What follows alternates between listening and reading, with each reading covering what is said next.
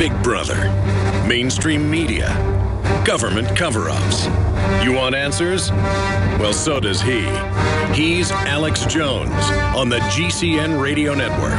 And now, live from Austin, Texas, Alex Jones.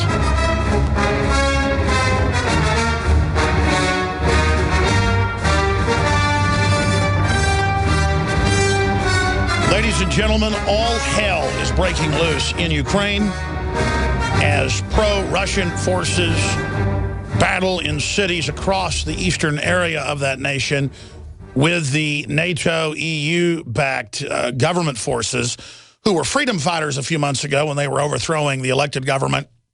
Now, anyone not rolling over and being enslaved by them is being called a terrorist by the U.S. and European media. And I've weighed things very judiciously here, looking at it, and I have to say the West started the conflict because they wouldn't join the EU, and now they're purposefully trying to manipulate Russia into invading eastern Ukraine to protect their interests there, and it is a very dangerous, dangerous game. There's a whole other facet to this I haven't talked a lot about. They're talking about Putin having secret slush funds, which undoubtedly I'm sure he does. And when they go after Swiss bank accounts in the last decade or so, they're usually going after nouveau riche people with $5, $10, $20 million. Sounds like a lot. It's not. They're leaving alone the billionaires and the globalists. You know, it came out last year that the French socialists across the board, most of the government got caught with giant Swiss and Luxembourg and Bahamas accounts, and that they're the ones pushing a 100+% tax. I'm not joking. On the middle class to destroy any savings they had accrued over the years. But of course they support 100% tax. It's like 101% because they are above the law and don't pay those taxes. Like EU bureaucrats under law don't pay EU tax. It is incredible. The level of open evil and hypocrisy they get away with. And so now that they're so above the law, they're going to go after basically other countries' leaders who've been funneling some of the state-run company money into themselves. And Putin is reportedly, from back when he was vice president under Yeltsin, owns a share of this particular energy company.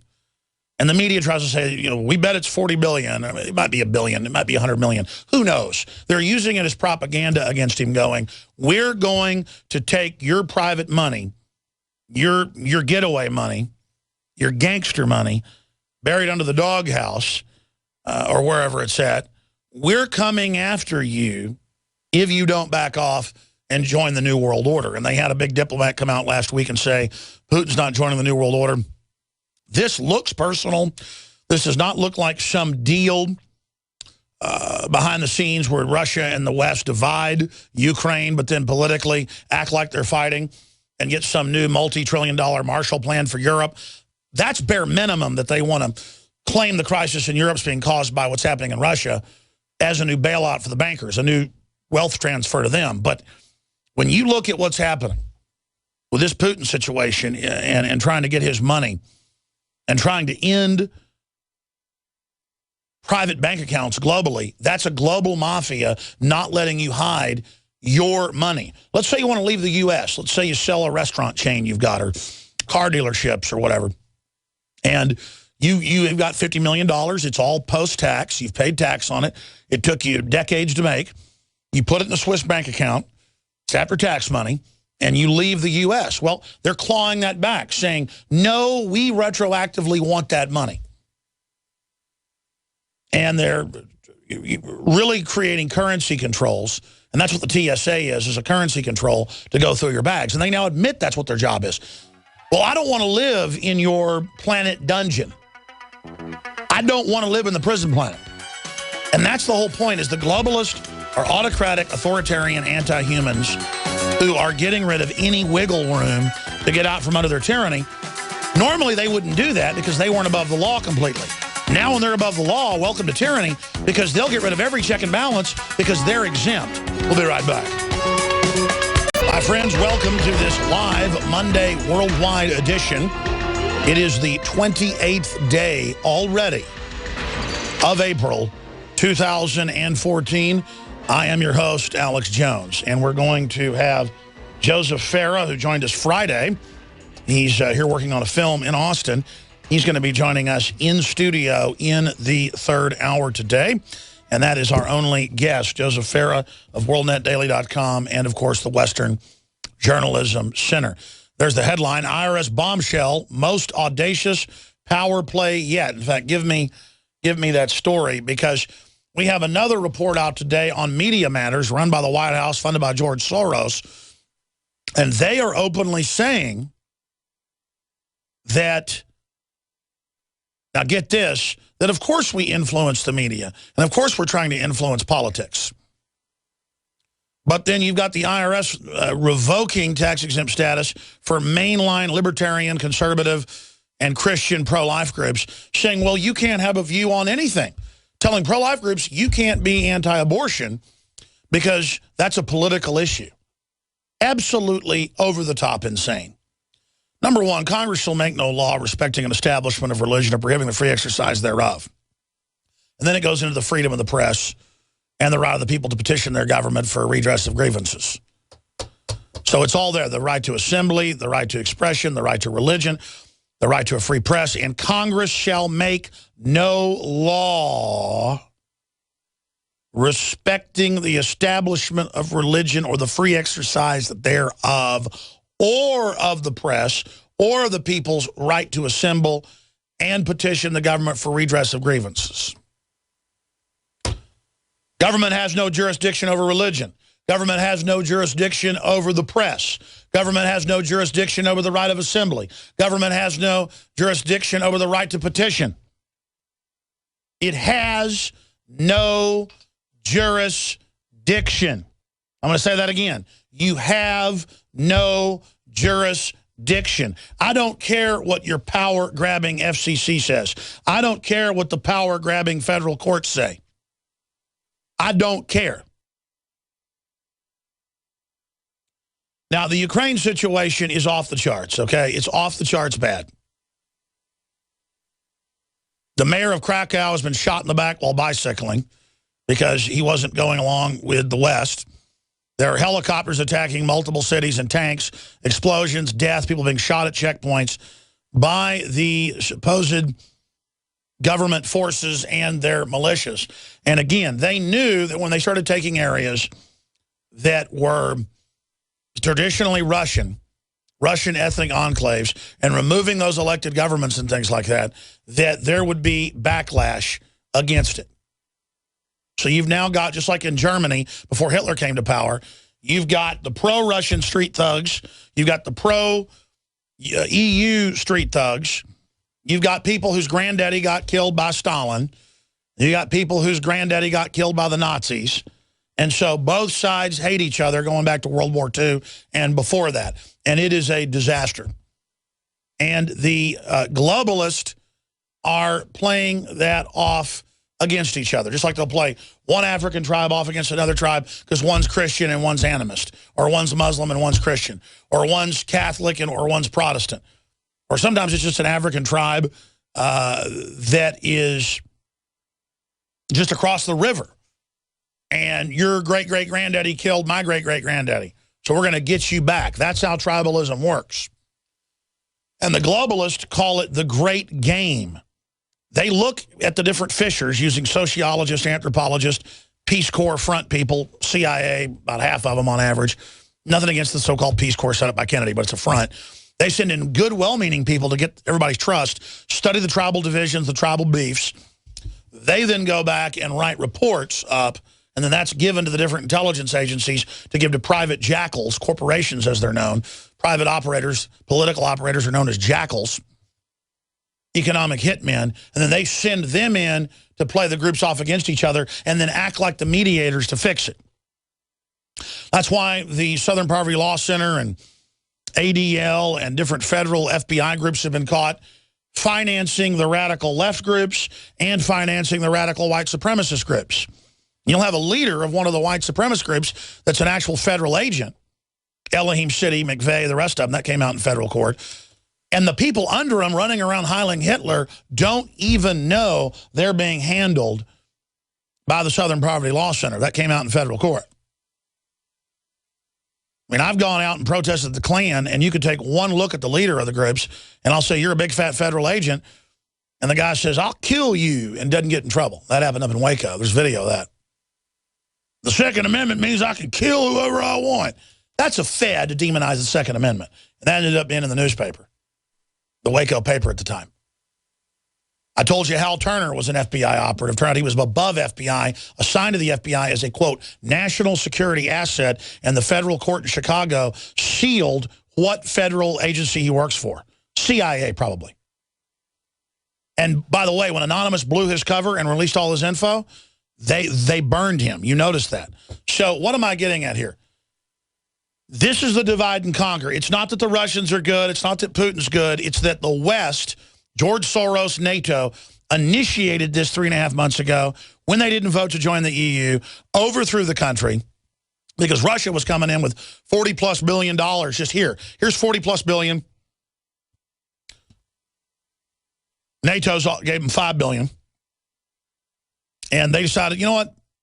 You spent $5 billion trying to overthrow us politically. We're going to take the 44 billion or whatever from Vladimir, and we're going to go ahead and get out of debt that way. And the banksters said, you're not going to get out of debt. We're going to take down your country. And that's what they're now doing, it just like Greece, just like Spain. So now in Krakow and in a bunch of other cities, it is just asymmetrical warfare, checkpoints, snipers killing people. The Russians are going to start fighting back. They've already been doing that. And they are firing now grenade launchers at helicopters and shooting them down. I mean, it is getting crazier and crazier. Pro-Russian forces are taking over TV stations. It is deteriorating very, very quickly. So I'm going to be breaking that down. Meanwhile, while all this serious stuff's going on and the world derivatives market is getting ready to go belly up again like in 2008, where undoubtedly all the charts show it entering that same zone, this time it's going to be much bigger. As all of this is unfolding, what are we talking about? Yesterday afternoon, I see on Drudge and everywhere else the coverage of racist Clippers owner Donald Sterling, quote, as a Democrat. And I go and I turn on the television, and I just knew it'd be on ESPN. I go to ESPN, and I see Magic Johnson talking about it. And I agree with what Magic Johnson was saying, but I just saw what he allegedly said. And I guess they were whitewashing it on ESPN while acting like they were going after Sterling. So I thought, hey, don't hang out with these players. You know, it doesn't look good. And, you know, my elite culture, you know, you need to be with me, the owner, whatever. And I thought, oh, that's just more race baiting, you know, more media diversions. This is all, because I'm sick of all the Catholic against Orthodox in Ukraine and this African tribe against that. I'm sick of the balkanization. So I came on air and I said, you know, I'm sick of the decadent sports culture. I'm sick of the owners having to pay for all their stadiums. Just everyone's degenerate. I'm just sick of it. Until a caller called in and said, have you listened to the whole thing? So I got home last night and listened to 15 minutes, the whole tape. Because I don't like people recording folks secretly. I'm sick of it. And then editing it. So I said, you know, I don't like what he did, but I don't like what she did either. But then once I really heard it and started thinking about it, it is some of the most outrageous stuff I've ever heard. I mean, because this guy is a big Democrat. This guy makes money off predominantly black basketball players. It turns out he rents them, a lot of their houses and apartments at loan sharking rates. The new players aren't making that much money. And he literally sees them as slaves. And it's literally beyond 10 times what Bundy said about, you know, were they better off as slaves because they're slaves now, taken out of context. This guy literally says they're that in Israel, black people are lower than dogs, and that, I mean, I listened to the whole thing and was blown away, and then realized, again, I say I don't believe mainstream media, but still, when you're in a hurry, you hear them quote it, you hear him play a clip of it on ESPN, and you hear Magic Johnson decry it. They were playing the whitewash, but acting like they had shown what he really said. Oh, honey, it just doesn't look good. You know, I'm the owner, and, you know, blah, blah, blah, and I just don't want you dating these guys. It sounded to me like jealousy. So I'm like, you know, I'm so sick of gold diggers recording people and just all the treachery and just all the stuff that goes on. But then I really started thinking about it. How could you be friends with these people? That's what Magic Johnson talked about. And go out to dinner and play golf with people. And then be secretly sitting there hating them. And then it all started clicking. That's why Democrats are always saying that conservatives and libertarians are secretly racist. Folks, I don't sit around secretly saying racist stuff. I mean, I might sit there every once in a while and talk about Richard Pryor when he would make jokes about white people and black people, and then you even feel guilty repeating a Richard Pryor joke about black people, or an Eddie Murphy joke about, you know, his mom and the hamburger that had all the onions in it. Because, I mean, let's face it, it's fun to tell redneck jokes, too, and I'm redneck stock, if you want to say. I mean, it's fun to make fun of Bundy going, I mean, but I'm not against Bundy. I mean, it's like, I'm not racist. I got one right here. Bring him in the house. I mean, you know, I tell that. It's hilarious, but it's also very sad. Because Bundy's just a hillbilly. He's not racist. He actually doesn't want to abort all the black people. That's the real litmus test. But, man, I heard this clip, and here we are on the verge of World War III, and we're talking about this, but it's very interesting. So I'm going to be breaking that down as well. Stay with us, ladies and gentlemen. It's all coming up straight ahead. So we have these mega massive banks that are basically running the planet. They want to make us poor so they can control us, obviously. And they will demonize any group they can so they can dehumanize them. Demonize the Native Americans so you can take their land and kill them. Demonize the Russian Ukrainians so you can demonize and attack them. Or if it was in the Soviet time, demonize the Western Ukrainians. It's the same thing. You say that your enemy isn't human. The Japanese dehumanized the Americans before they attacked us. We then dehumanize them.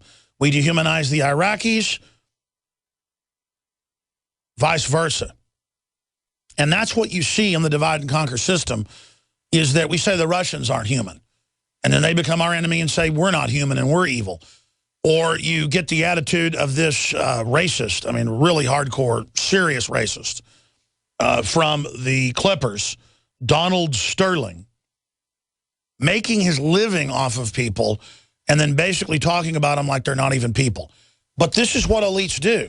This is what elitism is all about. Most people go join elite country clubs. So in their town, they can feel like they're better than everybody. It's like cliques in high school. Instead of what does somebody stand for, what does somebody think, what art do they produce, it's what religion are you, where do you come from, who was your daddy. And obviously in culture and society, that's important to a certain level. But then you get people who literally only care about that because it lets them be on a power trip feeling like they're better than somebody else when they themselves have never really accomplished anything. And that's why these globalist elitists are the way they are. Most of them got their money out of swindles or hereditary money that has been passed down through their families. And what's really disgusting about it is all this race stuff gets promoted and gets pushed, and then we have all these serious issues going on, and we can't ever even deal with any of that because we're being taught to constantly just obsess over all of this. But think about how hypocritical it is that this guy's a big Democrat, a big Democratic donor, and I haven't looked into his stadiums, but in most cases, the big basketball stadiums, the big football stadiums, and hockey stadiums, and all of them, baseball stadiums, are taxpayer funded. And that discriminates against everybody. It's like the Formula One owner all over the world. He gets Ecclestone or Ecclestein, whatever his name is, he gets the multi-billion-dollar tracks paid for by the taxpayers. Austin taxpayers paid to build his Formula One track.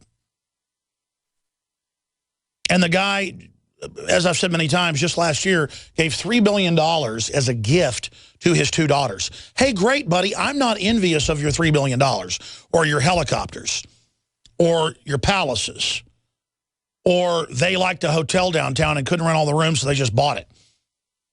My issue is I don't want to go eat in that hotel now because I know the money goes to you, and you're already getting my money multiple ways. You're robbing it from me, and you're robbing it from all the poor people. And see, that's the real discrimination, is that I shouldn't be paying for not one but two stadiums for Jerry Jones and the Dallas Cowboys at a cost of $2.5 billion if you count both of them. I shouldn't be paying. You shouldn't be paying for the Formula One track. It's incredibly profitable. I've done the math on top of it all being paid for. Of course this guy's got tens of billions of dollars. He's had scores of tracks all over the world built for him.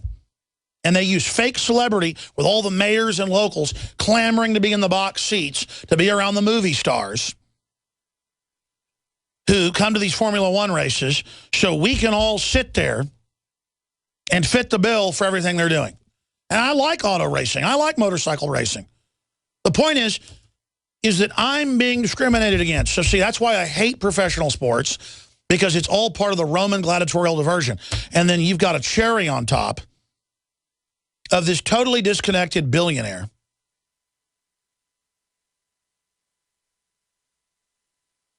and it makes me want to throw up. It makes me want to throw up because I guarantee you all these stadiums are taxpayer paid for. I haven't looked it up yet about the Clipper Stadium. I bet you money that the stadium they're in was taxpayer paid for.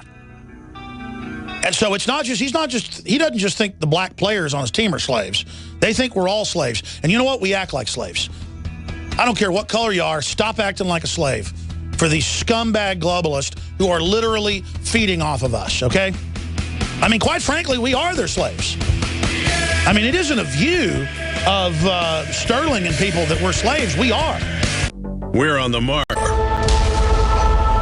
And if you just joined us, it is Monday, the 28th day of April 2014. And the reason I'm getting into the whole Clippers controversy up front is that in and of itself, all the racial division, distractions, diversions is a divide and conquer distraction. But we have to analyze it to understand that and learn to deal with it. And within what they call racism, that's really just tribalism, we see a human survival trait to demonize the tribe over the hill so that you can fight against them and kill them and not feel bad about what you're doing. And that's really what all this is about. And that's why you keep seeing so many billionaires and so many globalists, including billionaires that are, quote, minorities, having a bad view towards other minorities and poor white people or anybody else for that matter. It's an elitism to demonize the people that you're feeding on. You know, we have a lot of different sources and leaks inside Bilderberg every year, mainly from the workers at the hotels, but also some connections to some of the people involved in and around Bilderberg. I'll just leave it at that. Because not all the people attending are actually bad. They're playing along with it. You call them double agents, I guess, or they have a conscience. And we always get into the hotel about 4 or 5 days before. It's going to be in Copenhagen, Denmark this year. I'm going to send Paul Watson, probably some of the other crew. I might even go. I probably should go. I just really want to spend time with my children, quite frankly. And there's so much work to be done here with the new studio and all the things we're launching. But we always go and talk to the people at the hotel and tell them, listen, they're going to be super mean to you. If you look them in the eyes, you're going to get fired. You're going to be screamed at, and they're not going to give you tips. And, you know, any documents, any information, anything you overhear, the day after this is over, you can come meet us at the local pub at such and such. And then we go the day after Bilderberg ends, and there are the people there at the pub, or there at the shopping center, or there at the train station. The problem is, for a long time, and this happened at the 2008 Bilderberg, I would go into the bar, the Lord Wellington bar there at that particular hotel, that Marriott Convention Center, 5-star hotel, right next to the defense contractor complexes in Virginia. And they would send in the head of security with plainclothes, State Department people they look like, and walk right over to me while I'm eating a hamburger and go, we hope no one steals stuff from the hotel. There's been a lot of problems with theft. And you better not steal anything. And I'm like, are you accusing me of stealing? Oh, I didn't mean you. I meant people better not steal. They like to pull fire alarms and then steal vases. And so I go up to go on the radio at midnight So I ate that hamburger about 11:30, and I had people there with me that saw all this happen. And as soon as I go on George Norrie's Coast to Coast, the fire alarm gets pulled. Well, the New York Times made jokes about it and said that I thought a fire alarm was to go after me, and that I was basically like schizophrenic. And they went on to say there was no black sedans, no one meeting there, and that I made it all up. They wrote a New York Times article, we've shown it on air, saying there was no meeting there, and I was having a full-on, total break hallucinations, okay? The Secret Service that showed up the next day, the limos, the helicopters, the video we have of all of it, it didn't happen. Talk about gaslighting. So I was sitting there witnessing all this. I'm going to tie this into racism in a minute. And it clicked that they were planning to, I guess, steal something and then say I'd done it. But I got out of the building, and they had the police there and the fire trucks and everything. Everybody had to come out. And the head of security walks over with the goons. And to my face, in front of my crew, he said, F you, Alex. You better watch it. I'm going to have you arrested. And people say, well, why not get in his face? There's cops there. They're trying to set me up. I don't know how they're trying to set me up. I don't think the head of security there was even in on all of it. He looked completely freaked out. He may have believed the State Department people and the plainclothes Marines that were there that I was really trying to steal something. I still don't know. But this is the kind of stuff the CIA and the State Department pulls on you. He walked up, just going, Alex? But the thing is, I still smoked cigarettes 6, 7 years ago, off and on when I got nervous. I didn't smoke all the time, but I went on trips, I'd buy cigarettes. Parliaments is what I like to smoke. And I was outside after the hamburger, chain smoking cigarettes, because you can't smoke in the room, by myself. I'd sent the guys up to get ready for the radio interview and to film it. And I'm out there chain smoking cigarettes, and they've got these engineers out there with their caps and their big white trucks, and they're obviously work for the government. They're all looking at me, and I'm just like little secret agents are walking around. This is like a day and a half before all the people arrive. They're playing national anthems as the president of Spain arrives. I mean, this is what's happening 24 hours later. So I'm standing there at the front porch where presidents are going to be secretly arriving. Hillary and Obama are secretly arriving in the middle of the campaign. This is a big deal. It's crawling with spooks everywhere, crawling with government agents. And I'm standing out there, and they're going, yep, we're getting ready to run the test. All right, we're going to do that in about 10 minutes. And they're on their walkie-talkies, 20, 30 feet away from me saying this. And I remember thinking, they're going to pull a fire alarm and kick everybody out of the building. I mean, I've been around this so much that I knew what they were going to do before they did it. And I don't think those guys were in on it either. It shows compartmentalization. And in that hotel, it was like a microcosm of the whole secret state. Because we're all living in the same hotel for a few days. I get up the next morning. They've suddenly taken over all the conference rooms. There's people on walkie-talkies and earpieces everywhere coming over saying, we don't want you to have your camera here. You got to get out of the hotel. I would walk into the conference rooms. There'd be piles of communication equipment with different agencies right there going, we've got him. The satellite's overhead. Good, move in. I told you. No, it's a CM743 with the Navy. If you use the Air Force system, I'm telling you, the patch is a QR9. Listen, get him out of here. Then I go down, I'm buying Gatorade and cigarettes and stuff to go out for the whole hot day. We're about to be kicked out of the hotel. I'm staked out, already supposed to be out of there at noon. I'm broadcasting live out of it with cameras out the window as world leaders are arriving, playing national anthems. And I'm videotaping all this. And I go, all right, that's it. I'm going to go down and see if I can get video of that, what looks like the Spanish president it was that just arrived. I'm going to go down there and get some Gatorade stuff. So I go in, and the doors open to the office in the gift shop. And they've got piles of equipment, again, tracking and spying on world leaders and listening to their phones and their staff's phones. Every room was packed with NSA-type people. Different agencies arguing with each other.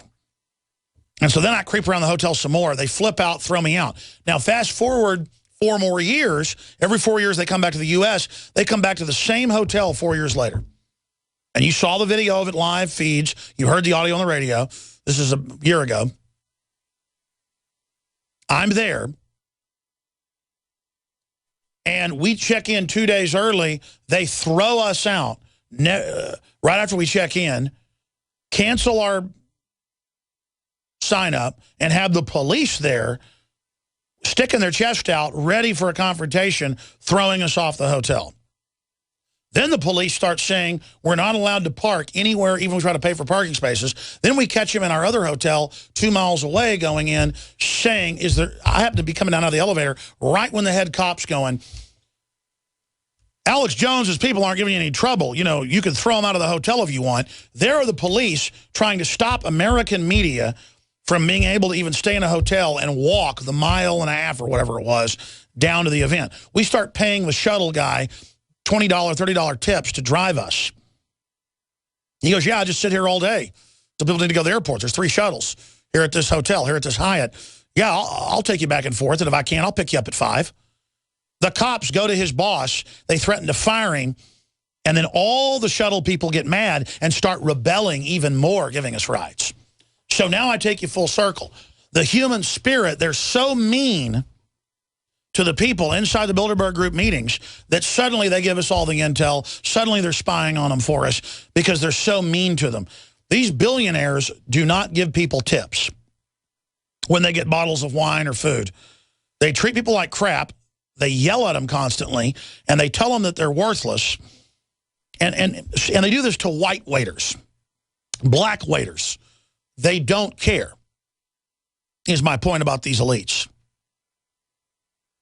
And again, if I don't tell those stories that good, it's because I'm really going back to my memory and exactly what transpired there and just basically having flashbacks of it all and how it's all an allegory. What you see at the microcosm level is also the same at the higher level. As the old alchemist would say, but it's true, as above, so below. And at every level, you see the same things happening, that everyone could be white or everyone could be black. People would find reasons to say they're different, they're bad, to demonize them and dehumanize them so you can abuse them. It's like the Star Trek episode where genetically this alien race of humanoids are exactly the same, except one has the black on the left side of the face and the other has the black on the right side of the face. And they've already killed almost all of their species in wars. And there's only a few of them left, and they're still trying to kill each other. Even though genetically they have the same IQ and are basically the same people. And this is exactly what we're dealing with here. But it doesn't mean that the racism isn't real, because the ball's already rolling, and so there's real beefs, there's real tribal conflicts. That's why you only beat real tribalism by creating a new tribe of liberty and renaissance and ideas and literature and art and music to admire the creativity of humanity to lift us up out of this. But then to realize it's not just the old-timers who aren't really racist but are set in their ways and who are scared of white people or scared of black people. It's not just people like that that are the issue. That's what the media focuses on.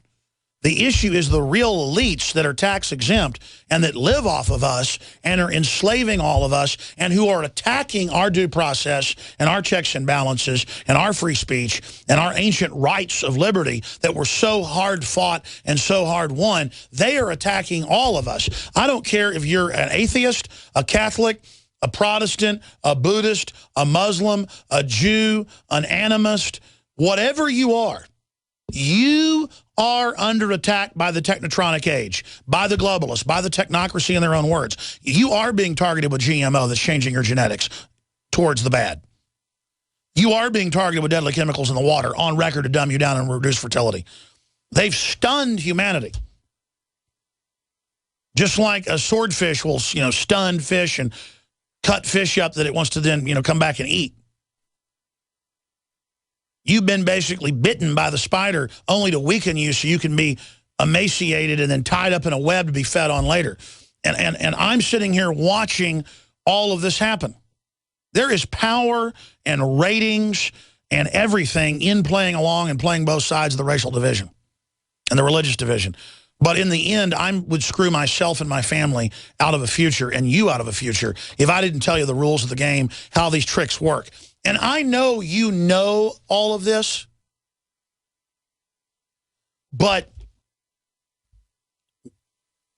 all of us get sucked back into it at some point or some level when someone does us wrong because they've already got preconceived notions about you in a stereotype. So the best thing to do is just forgive everybody on a day-to-day basis, realize it's all manipulation, and transcend it. I mean, I was making jokes just last night out with friends at dinner about all these old racists and how ridiculous they are, laughing at them. And I saw some politically correct people sitting next to me who were horrified at us that we were the racists, because to them it's a religion. They're racist themselves, even though they were just white people. Because they live in the race issue as well. And to them, the fact that they say they're not racist is what makes them good. And so they then want to make everybody else racist because it's the way that they make themselves more powerful. You see, MSNBC is always invoking race and claiming everything's racist that isn't, or that it's anti-woman, to use the word bossy, to expand their power to then make everything about not being racist or not being sexist, when that's just simply a new form of tyranny. The truth is, we have to disempower all these terms.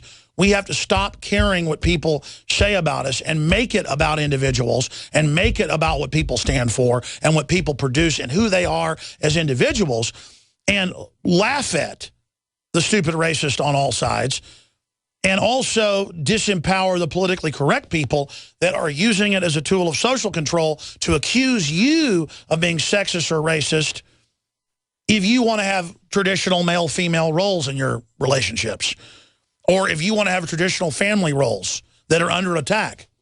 The globalists are attacking traditionalism, not that all traditionalism is perfect, but because it's not the synthetic globalist takeover override. So what I'm saying here is the big threat is the New World Order. The big threat is the technocracy ending humanity as we know it. And humanity needs to realize we're under attack and come together on the real issues of freedom. And the real issues of all these globalists and banker bailouts and sports team owners who think we're all their slaves. Here's another issue about tribalism and racial politics. Humans' brains and their basic wiring are all the same. The idea that only white people are racist is one of the biggest frauds of the 20th and 21st century.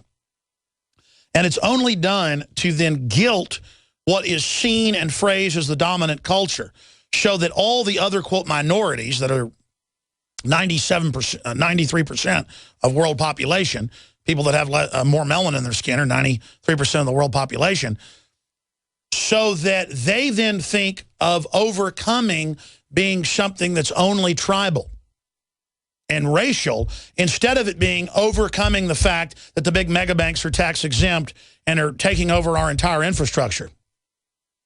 See how masterful that is? That we've got rich sports team owners who are having everyone pay for their stadiums, pay for security in a rigged deal, and then no one's upset about that.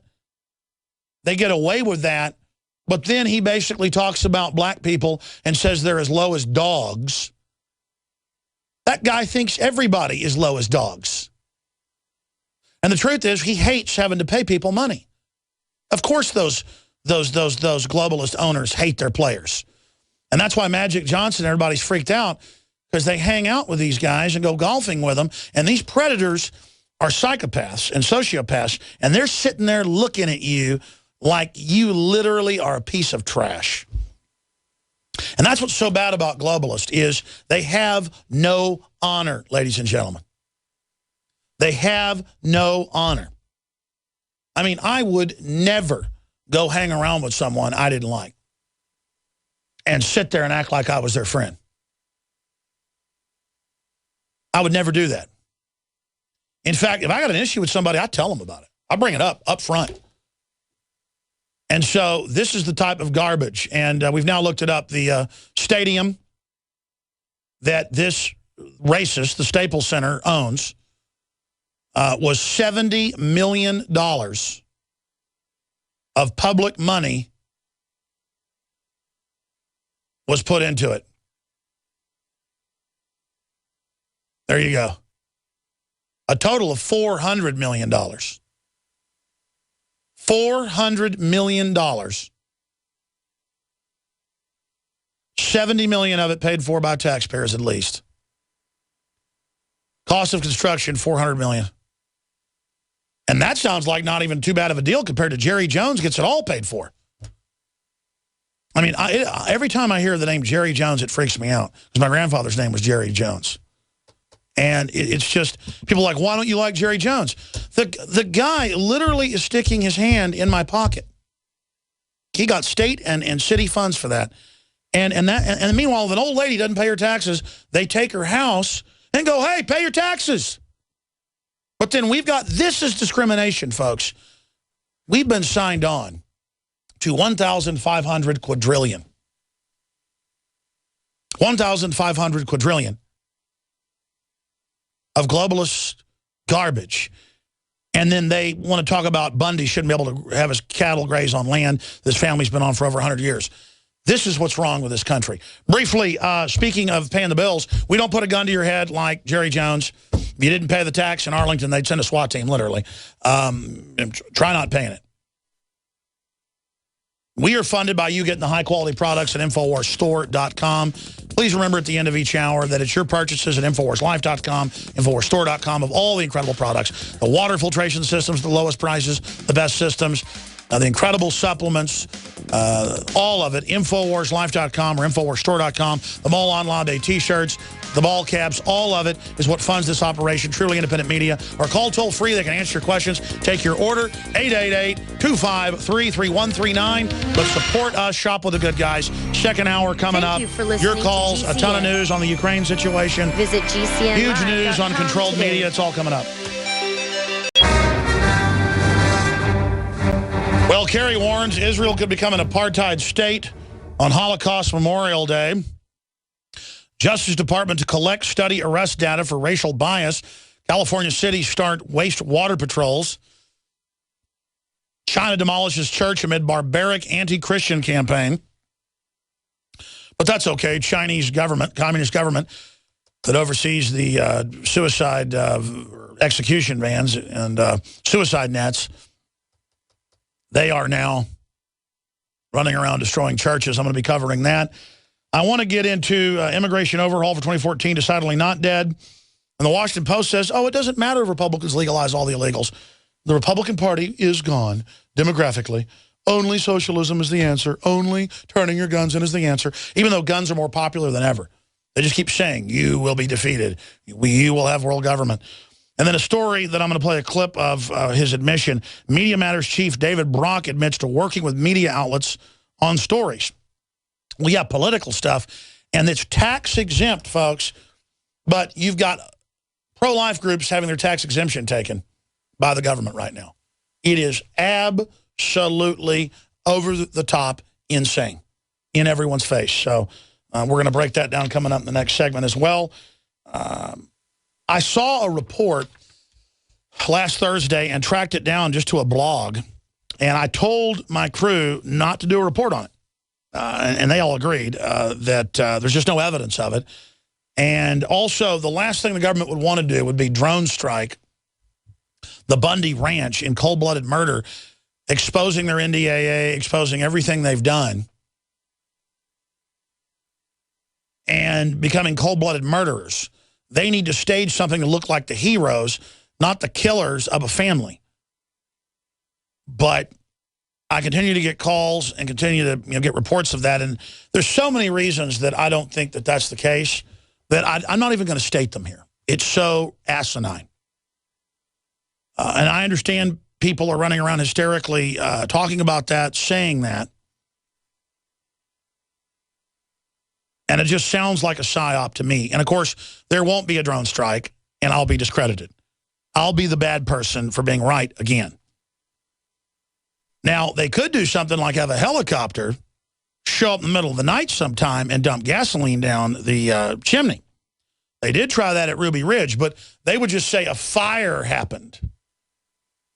And then they would know that the libertarian right wing would know it was an attack and would then go out and maybe retaliate, and the feds would say, we didn't do anything.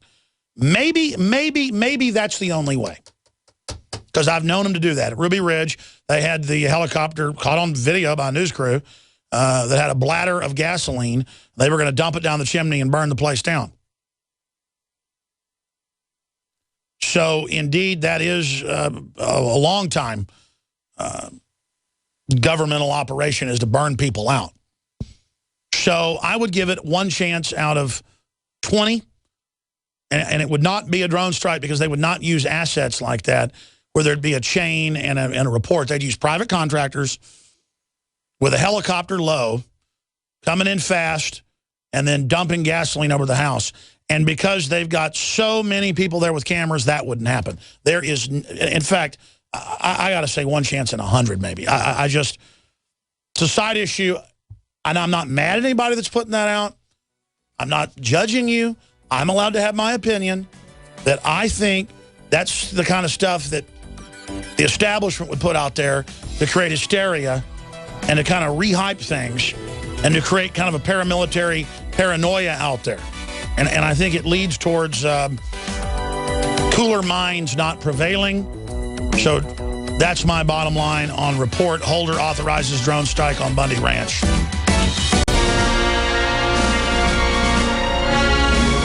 Well, I don't have to tell you that the Ukraine situation is deteriorating with Russian paramilitary engaging in asymmetrical warfare in different areas. You've got the Ukrainian Western back is definitely starting it. Both sides have their own problems, obviously, and that's deteriorating very quickly. I'm going to break down the latest on that at the bottom of the hour.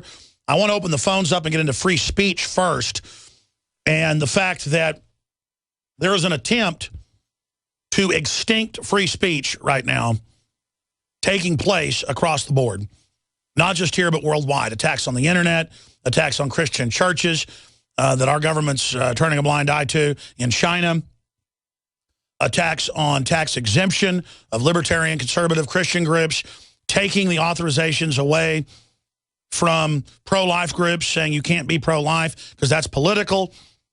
It's incredible. And we have an article that's up on Infowars.com, and we have some video as well. Media Matters Chief David Brock admits to working with media outlets on stories. CNN, Gateway Pundit has a CNN video. We have a, what is it, a Fox video? And we're going to play them talking about that. But the issue here isn't that a White House-directed, George Soros-funded group is telling media what to write and what to do and putting out the talking points. It's that they're involved politically, directly for the White House and their tax exempt. That is unprecedented. That's like, let's not exaggerate, 200 times worse than the Patrick Henry Center run by a former FBI agent that exposed Clinton corruption, promoting patriotic ideas and criticizing policies of Obama. And so they take away his tax exemption. Imagine, you criticize Obama, they take away your tax exemption. Patrick Henry would criticize Obama. Patrick Henry is the opposite of somebody like Obama. They take away that tax exemption, but a group run by the White House on record, funded by George Soros, is tax exempt. You understand that? And it just shows how they're above the law. The Democrats are getting rid of the Republicans. The Democrats are getting rid of their competition. If the Republicans were doing this, I would be for the Democrats. We want at least two parties. We need 3 or 4 in this country.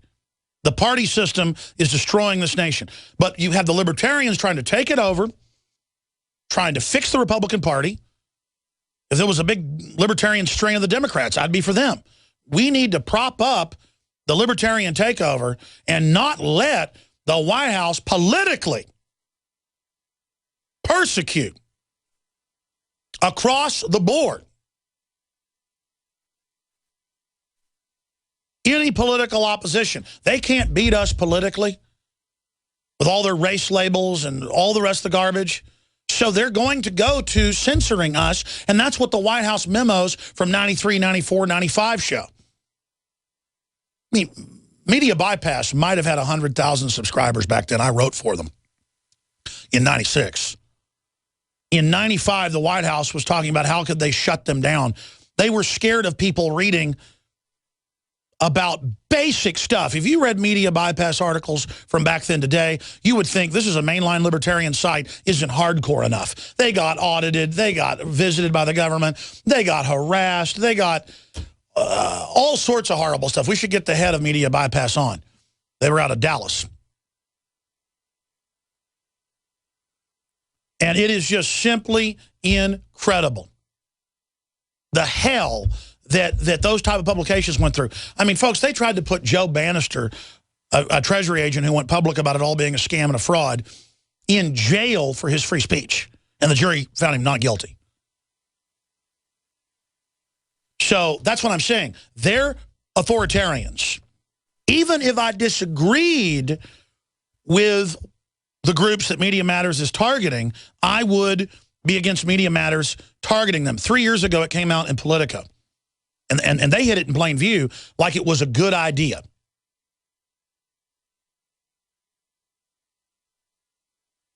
Politico basically wrote an article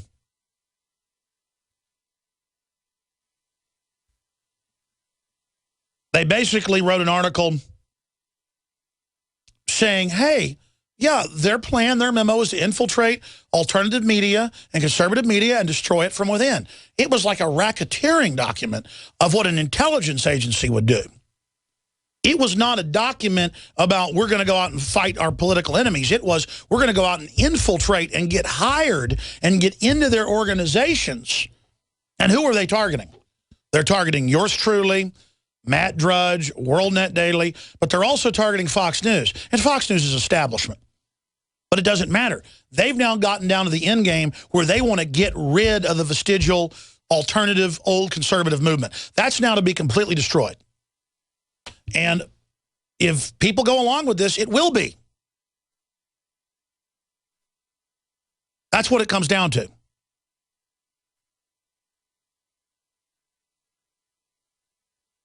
And I just cannot state how big a deal this is, how horrible this is, how serious this is, how over the top this is.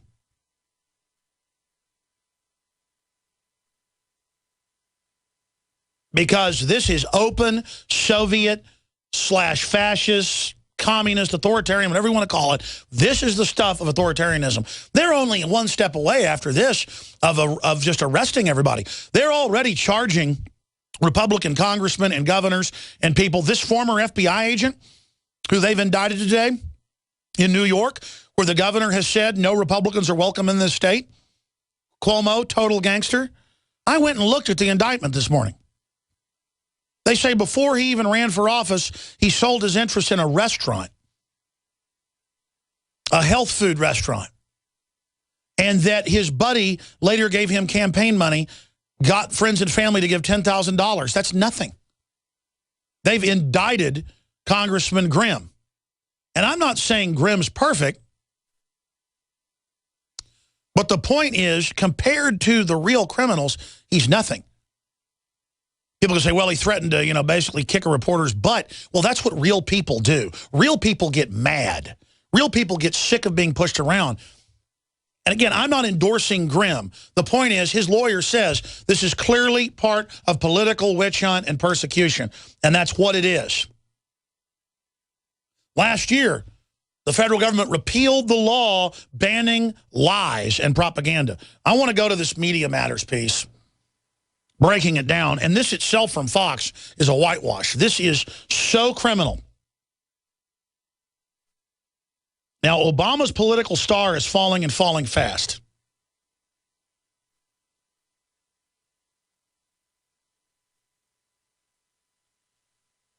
And they think if they don't keep power, they're never going to be in power again. And they've done so much for the globalists are backing them. And they mean for the Democratic Party and Barack Obama to be the closing pitcher in the ninth inning. And they mean to shut the door on America forever. That's why all the neocons have lined up and said, we'll do whatever you say and arrest anybody that protests, and free speech zones are good, and Bundy's a terrorist, and everybody's racist, and Alex wants a violent overthrow, because you're finding out who everybody is right now. Because I'm telling you, I'm seeing all the signs that the establishment is intending to stage false flag terror, blame the true libertarian conservative movement, and try to shut down the internet as we know it, bring out the new internet, the new net neutrality systems, start persecuting everyone, and then they know a physical civil war will start, and they want that to happen, because then that will be the distraction for the economic implosion, and they will blame the economic implosion on that. So I'm going to go out to break with this Media Matters piece, and you can take away from it what you will. Then I'm going to come back and open the phones up for first-time callers on Ukraine, on the First Amendment, on everything that's happening, on this Clippers situation. You know, at first I was like, they want to violate free speech, and he can't own a team. Soon they'll say if they accuse you of being racist, you can't have a job or own a company. But quite frankly, I don't see how he can continue to own the team when he said the things he said, because I hadn't seen the full quotes until last night. So I'd like to get your take on that. 800-259-9231. 800-259-9231. Waging war on corruption. I didn't get to the very best part at the end of that clip from Fox News. Far-left Soros-funded Media Matters helped produce CBS News reports. Folks, they run it. They run it. And who do they hate? Yours truly. And now you see more and more libertarian talk show hosts attacking this show with their talking points. And I guess Benedict Arnold has joined King George III, a.k.a. Media Matters in the White House. Let's go ahead and go to that last 30 seconds where he talks about the persecution.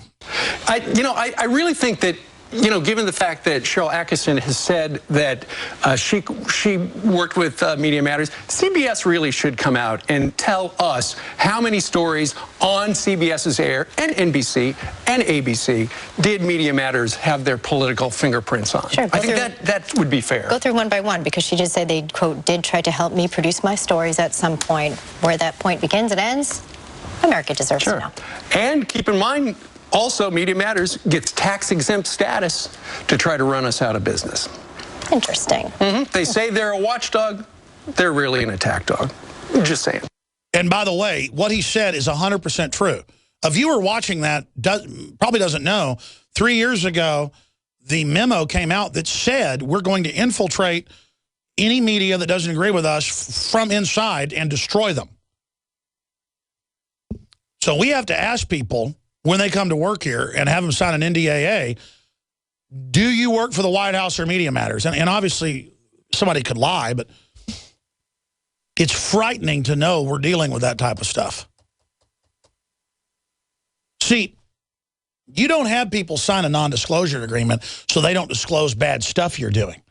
You have people sign an NDAA because they will get people in your organization, and then they will use the fact they've been in your organization for credibility's sake to then claim that you've done something wrong, or to tape things and then edit it to then claim that. I mean, this is serious business, folks, and it's a big deal. And so I want to know from you, the listeners,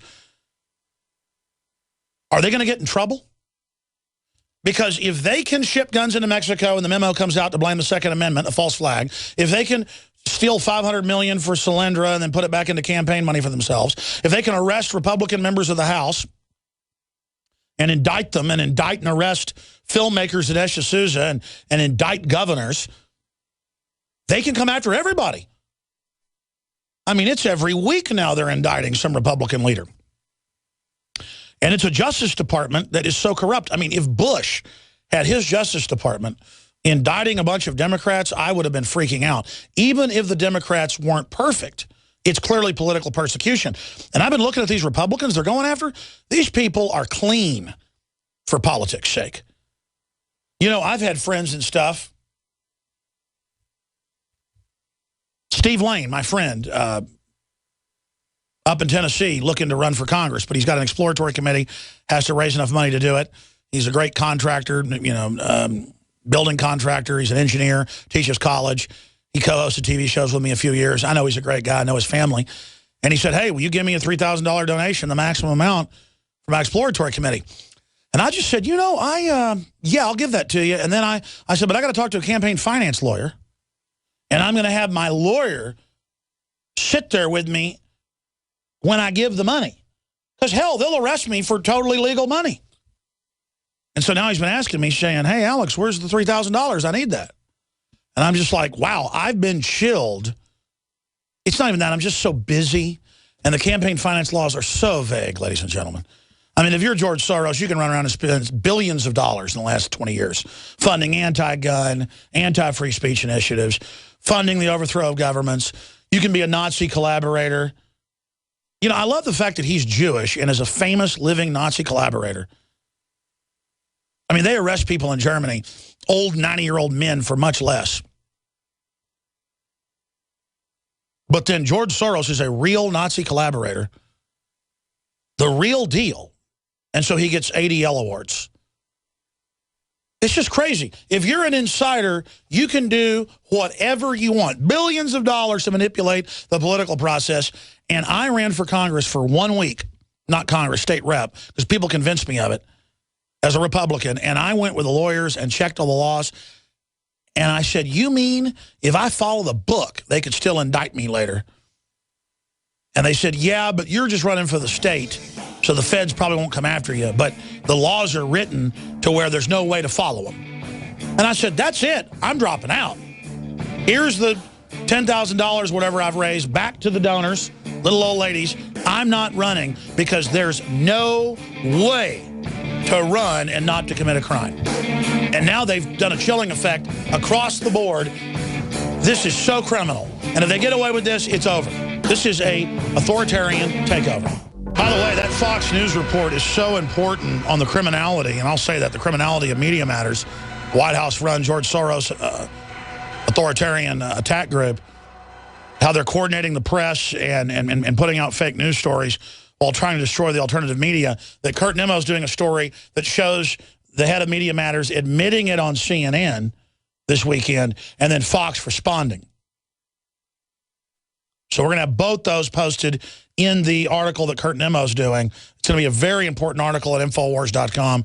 Very important to get that out to everybody you know, because I don't want to just cover this in a vacuum. Hey, the White House-run George Soros Media Matters works with the media on stories, and then have David Brock sit there and hide it in plain view on CNN like, yeah, we help with some stories, while the very same White House and Justice Department persecutes people for their free speech. Kurt's article is going to point out they're persecuting 501c3 Christian groups, pro-life groups, conservative groups, revoking them, while they're White House-run and are tax exempt. This is the height of criminal hypocrisy. But the Fox pundit points out the final point, that they've said they want to destroy Fox News and other media they see as alternative. Just like the White House memos from the Bill Clinton library that just came out. And by the way, Farah is going to be in studio. I don't know if he's going to release the full document. They were able to get what Clinton had released, the 30 pages. They have the rest of the 270 pages or so. They have the rest of the information, so he'll be in studio. This is the kind of stuff that should bring Obama down, scare the rest of the criminal government to stop being so rampant and arrogant. They're like criminals at the White House robbing banks in plain view, and no one's going after them. They've been emboldened. They have to be dealt with. They have to be stood up against. And let me tell you, a Republican gets into office and does anything like this, I'm going to come after him. I mean, I thought Bush was horrible. And I had no idea that when Obama got in, it was going to be like an F-18 putting its afterburners on. I mean, they are just accelerating everything they are doing. And they're normalizing that, oh, yeah, the White House runs a tax-exempt group that wants to shut down other media.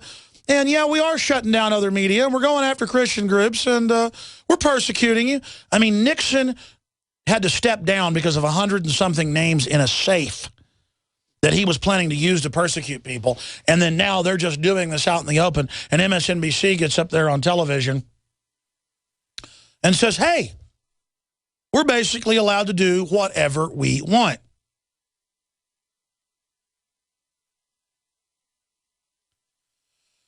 So I'm going to go to your phone calls. I'm going to stop belaboring this until Farah joins us in studio. But we've got to circle the wagons around the Bill of Rights, the Constitution, the Declaration of Independence, state government, local government, and the Libertarian movement and the Republican Party, because it's all we've got that isn't completely captured by the globalists. The federal government is an occupied globalist system in their own words.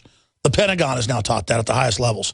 The government is openly training for war against the people. It is illegitimate. It is a fraud. And everyone who knowingly works with this system and who aggressively empowers it is a collaborating, treasonous enemy. If you go along with the system because you're a coward but don't energetically help it and kind of drag your feet, you're a disgraced person. And you're helping destroy your own future. And shame on you. If you're ignorant and didn't know about this information and it's shocking to you, research what I'm saying, find out it's true, and then decide what you're going to do about it. But if you're hearing this information and you work for corporations or government and you know what I'm saying is true because you're living it, why are the military our #1 listeners? Why are the police probably the second largest group of listeners? And then corporate henchmen and people. Because who do you think runs things, folks? The police, the military, the intelligence operatives, the corporate chiefs. They have to know how stuff really works to be able to navigate it themselves. They want to know how it works. And they know I've decompartmentalized this. From my perspective, I don't have all the answers, but I know what I'm talking about. And I'm here to tell you, if you work for this system and you help them start this civil war, or you help them prosecute this war against patriots, to the devil with you. Because this evil being born, this tyranny that's coming in is like nothing the world has ever seen. I just got chills. You know, I might go a month without saying I'm getting chills, and then I say them like every day. I had Joseph Farah on Friday. I was like, I was getting chills. Because my body realizes, my mind, my nervous system realizes how serious this is and how I haven't taken it seriously enough. You ever come home and you see your front door open and you see somebody run by the windows? I've only come home once when I was about 11 years old with my parents while somebody was in the house stealing stuff, and they ran out the back door. And literally the back sliding glass door curtains was swinging in the wind and then stopped as we ran in. The person had just run out stealing our stereo and some of my mom's jewelry. And I remember when we pulled up, you pulled up in the car right by the front door there in the garage and seeing the door ajar. And my dad saying, oh, the door is open. Hope the dog didn't get out. And as we turned, seeing somebody run out of the front window and that chill, that's your body going, get ready to fight somebody. Get ready for an enemy. You ever been walking like to put the garbage out? You live in the city and somebody's dog's out and runs out barking and you get that chill. That's your body putting hormones out, putting adrenaline out to fight, ladies and gentlemen. And when I look at this information, I start getting chills because my body's going, enemies. I mean, they're arresting people all over the place. They're persecuting people all over the place. They are openly using the IRS against Christians. They're openly sending out media groups to tell ABC, CBS, NBC what to do. And that's not enough for them. So now they're actually putting all the White House people in as the anchors of ABC, CBS, NBC, MSNBC. And you notice none of them are Republicans, other than like Newt Gingrich on CNN. And he's a CFR globalist. They're all Democrats, because let me explain something. There is not going to be a Republican Party anymore in 20 years, in 10 years. They don't even intend for it to be there. And you're like, good, the Republicans are horrible. You don't get it. It's just a shell, ladies and gentlemen. They don't want any opposition. We're going to a one-party state. Again, Media Matters head coordinates with the White House, builds super PACs to spend unlimited George Soros money to shut down free speech, pass anti-hate laws that even the Boston Herald called chilling, speech ending. They're coming for everything, and it has nothing to do in the final equation with getting rid of the Republican Party. That's just a stepping stone. It's about getting your pension. It's about racially dividing the country more. It's about gutting this nation. They want free speech shut down. They want to be able to arrest anybody they want. Filmmakers, governors, congressmen, former FBI agents, you name it. They're arresting them right now. They could come arrest me next week. They're getting that bold. They're that criminal. And let me explain something to people. They're now moving into this mode. Okay, things are getting very dangerous. As Matt Drudge said again, I quote Drudge so much because what he says is so accurate, he put out in his tweet, he said, it's now time to have an exit plan from the U.S. And it really is time to have an exit plan. Because what are you going to do if they just make something up and throw you in jail? And they'll have a federal jurisdiction that they control come after you, or they'll have a state jurisdiction that they control. Listen, I want to reach out to the Democrats out there. Do you really want to support this? The Democratic operatives, say in Travis County, who've used the district attorneys over and over again to indict Republicans that hadn't done anything. Do you really want to go down this road? Are you really in a gang and you think you're going to win? And again, if the Republicans had this much power, they'd probably be acting like this too. That's what I'm saying. Power corrupts. Absolute power corrupts absolutely. And we've now reached this point. And I know I said I'd go to your calls, and I'm now perseverating on this. It's just that it's really hitting me that I have become comfortable myself with the level of persecution they're involved in. And by comfortable, I don't support it. I decry it and loathe it and hate it. It's that I've become comfortable, learned helplessness, normalcy bias, Stockholm syndrome.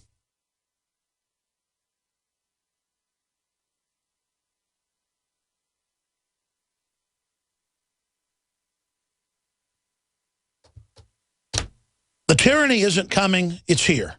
The police state isn't coming, it's here. Racism? Racism? Racism is a low-level issue. It's huge, but it's low-level compared to the ultra-rich or tax-exempt, and we pay for everything for them, and then they lobby to raise our taxes. They're discriminating against every one of us that isn't tax-exempt. I don't know about you, but I'm not tax-exempt like the rich people. I wonder if I could go get a tax exemption, because I'm truly nonpartisan. Could I go get a tax exemption?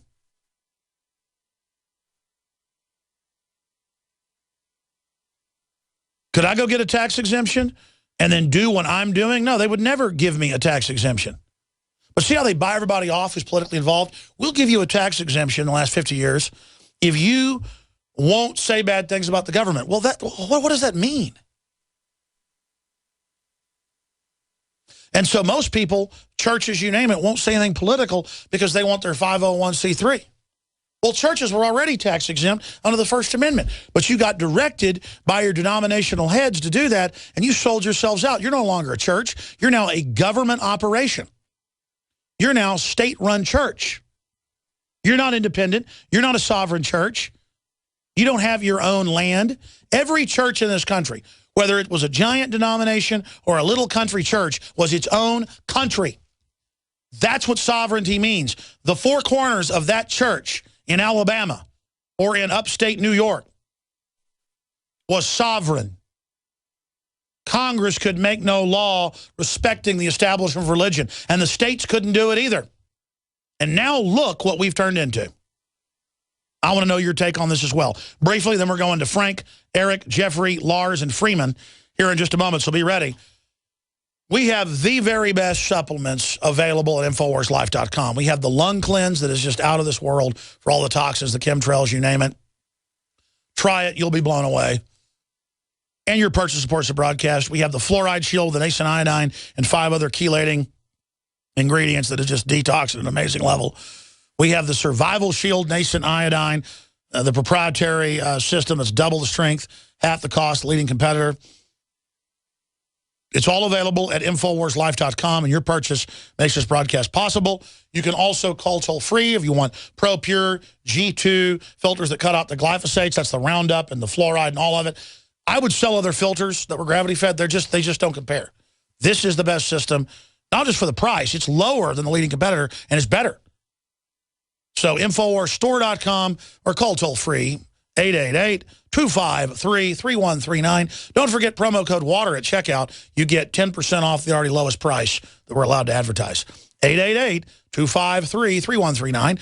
Or you can simply write to me at P.O. Box 19549, Austin, Texas, 78760. But InfoWarsLife.com takes you to the subsection of InfoWarsStore.com, where you can find all the proprietary supplements there that have just done wonders for myself. And you've heard the rave reviews, and I want to thank you all for your support. And, of course, we have the Super Male Vitality.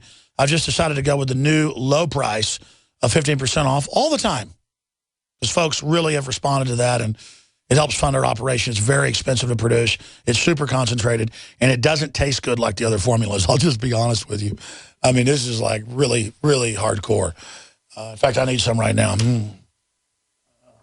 Super Male. My delicious Super Male. It's what helps me keep the stamina up. All right, enough of that. Let's go to your phone calls. Frank, talking about the Staples Center and the funds. Go ahead. Sure. Alex Jones, yes, this is Frank. Thank you for bringing up this topic. It is monumental because in today's money, if you look in Wikipedia, the Federal Reserve has it at $530 million at today's 214 calendar money. The huge expense that was done in Staples Center is related to a lot of topics that I've kind of followed through the news, because the construction is a little bit sparse in Los Angeles. But well, I was about to say, the media just acts like it's no big deal. Oh, you're going to pay for Jerry Jones's deal. You're going to pay for the Formula One track. You're going to just pay for everything. That's the real discrimination. That's why they want us fighting over what color we are, because we're all being screwed together. You see what I'm saying? Yes, I do. And we're having record concrete pours and arsenic spills in the same city. And this spending is not preventing any justice to the people. And it's only going towards this corporate media sponsorship when you go and buy a hot dog watching the Clippers versus the Lakers one. Yeah, when you go buy your $10 hot dog and your $10 lemonade, that's exactly what's going on. Is propping up these rich, gross, old sports team owners. I'm not saying old people are gross. These old corrupt men are gross. And, I mean, that's who I don't want to hang out with. I mean, it is just it's a joke how they hate everybody. It's like Bilderberg. You can't look Bilderberg in the eyes. I don't care what color you are. They hate everyone. That's what I'm saying. This racism is just part of their elitism. Go ahead. Well, it is. It's an American elitism is what I like to call it. You can see it in the public school systems at Cal State, San Luis Obispo, and growing Oh, yeah, no. All the wannabes set up their own systems. I mean, I see so-called rich people all the time that'll look down on my Ford F-150 when they pull up in their Lamborghini. I'll look over and they'll just look, oh, look at your Ford F-150. I have a Lamborghini. And nothing against folks that like a Lamborghini because it's a cool car. It's the people that have it just so they can think they're better than you. That's basically, they're narcissist, hollow people, brother. Great points. Appreciate your call. We're going to come back and go to Lars. And then we're going to go to Jeffrey and Eric and Freeman and many others. First-time callers, 800-259-9231. And then today after 2 more segments of calls, we got Joseph Farah coming in. I'll continue with calls when Joseph Farah joins us as well. So let's get him an earpiece. All right, we'll be right back straight ahead. Thank you all for supporting the First Amendment.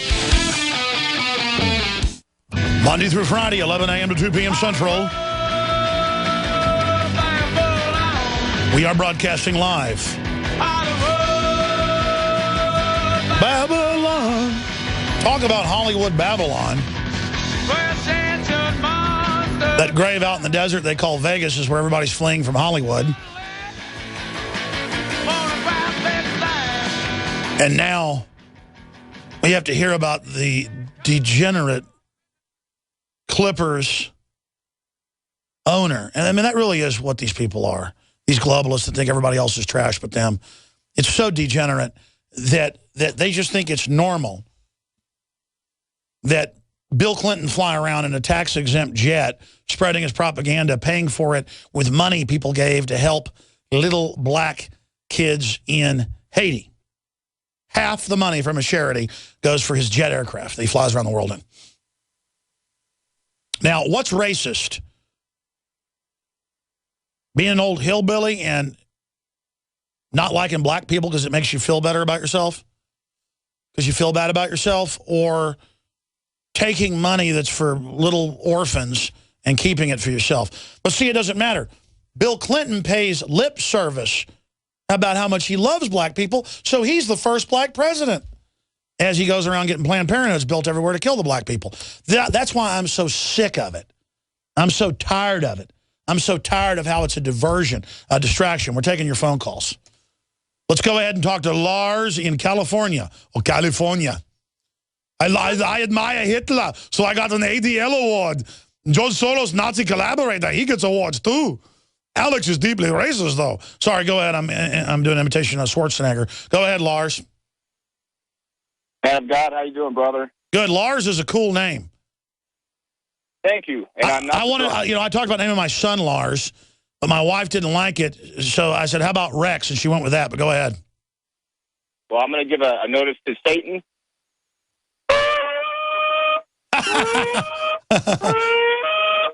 He's a liar, and so is his mother.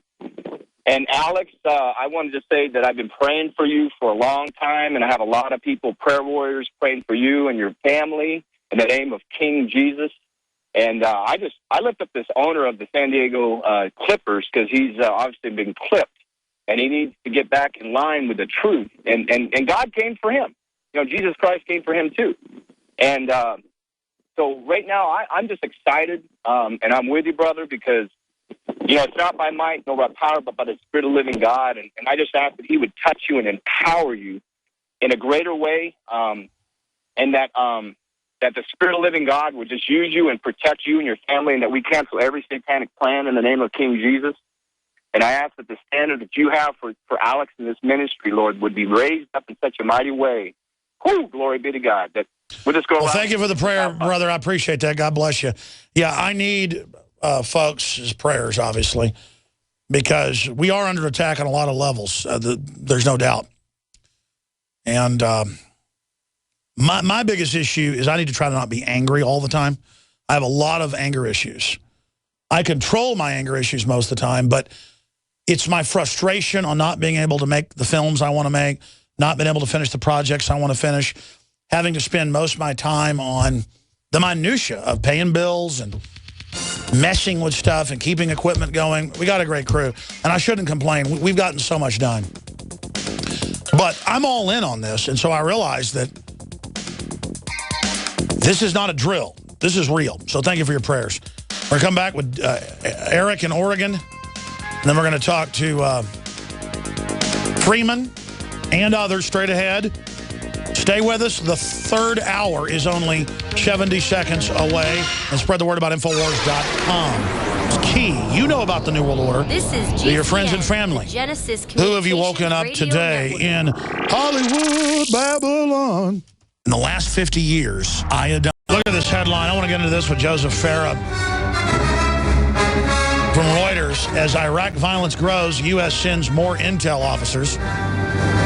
The West just funded al-Qaeda in Iraq, and so of course they're not just attacking Syria, they're attacking the Iraqi government. And you go, that doesn't make any sense. It makes total sense. The defense contractors owned by the big banks are making money both ways, folks.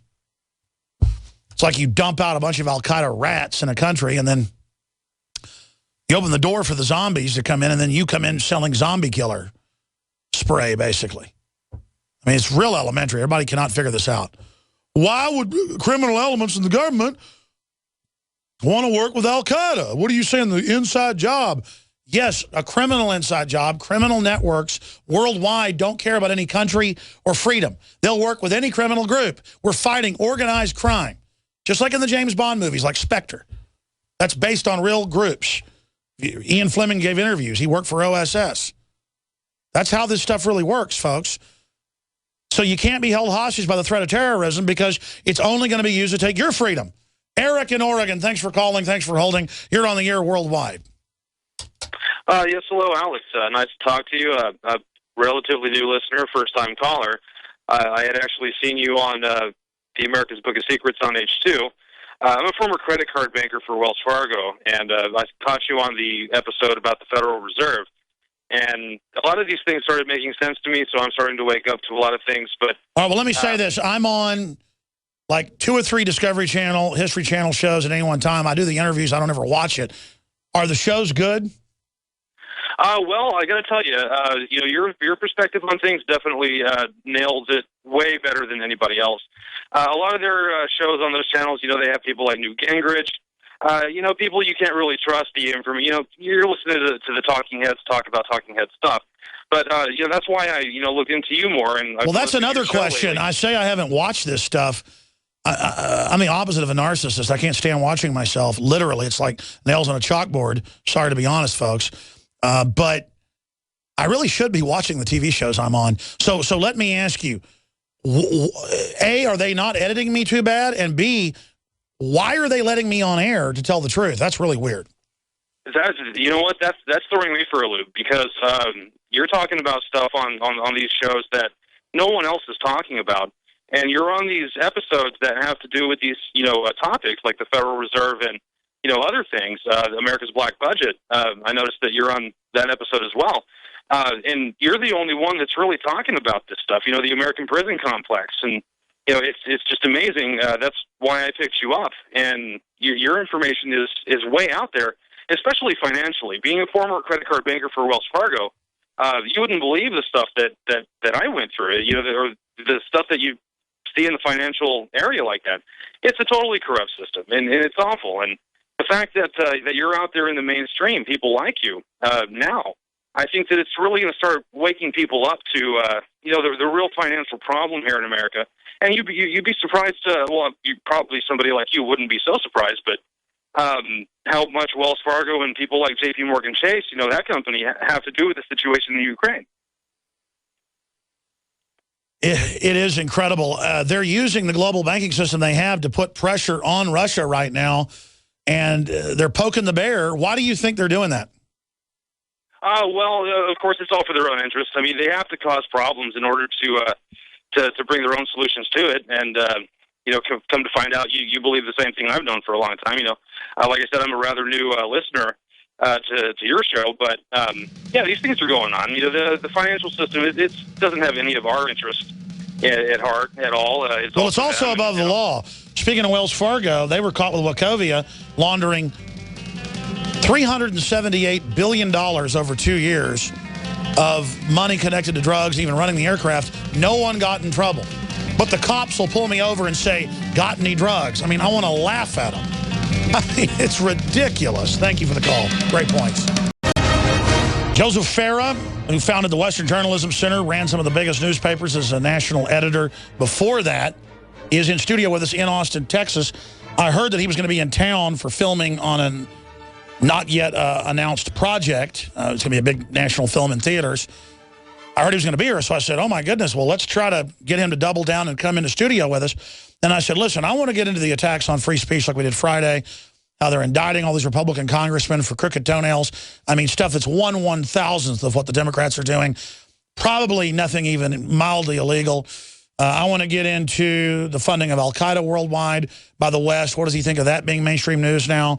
With a new headline, as Iraq violence grows, U.S. sends more intelligence officers, because they gave Al-Qaeda-type groups bases in western Iraq to attack Syria. Now they've been taking Fallujah and attacking everybody. I mean, this is crazy. I wanted to talk about that.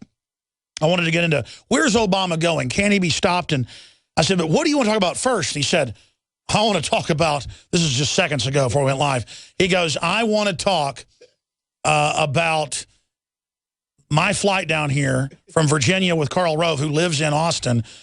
He's the guy trying to make sure the Republican Party stays blue blood and doesn't become libertarian and save the country, in my view. I don't know what Joseph Farah is going to tell us here, but he said it was wild. Mr. Farah, good to have you here with us. Great to be with you, Alex. Now, wait a minute. You're misquoting me. I didn't say... I want to interject a little entertainment into the program. I mean, how did I misquote? You said it was. I didn't say I want to talk about this. I'll be happy to talk about it. No. I mean, to be specific, though, I said, what do you want to get into first? You said, well, I can talk about Karl Rove. Right. Yeah. And so I take my trip starts at Dulles Airport, and I'm flying to Texas, and. I'm sitting there waiting for my flight, and I see Karl Rove is walking around, obviously going to be on my flight. He's looking at me. He's checking me out every once in a while. Like, there's some recognition there, but I'm not sure. He probably figures, I know this guy, but I'm not sure who he is. Anyway, we start boarding. He goes in before me, and we're both in first class. It's a small plane. You know how it is, and there's not much of a first class. But I'm in 1A.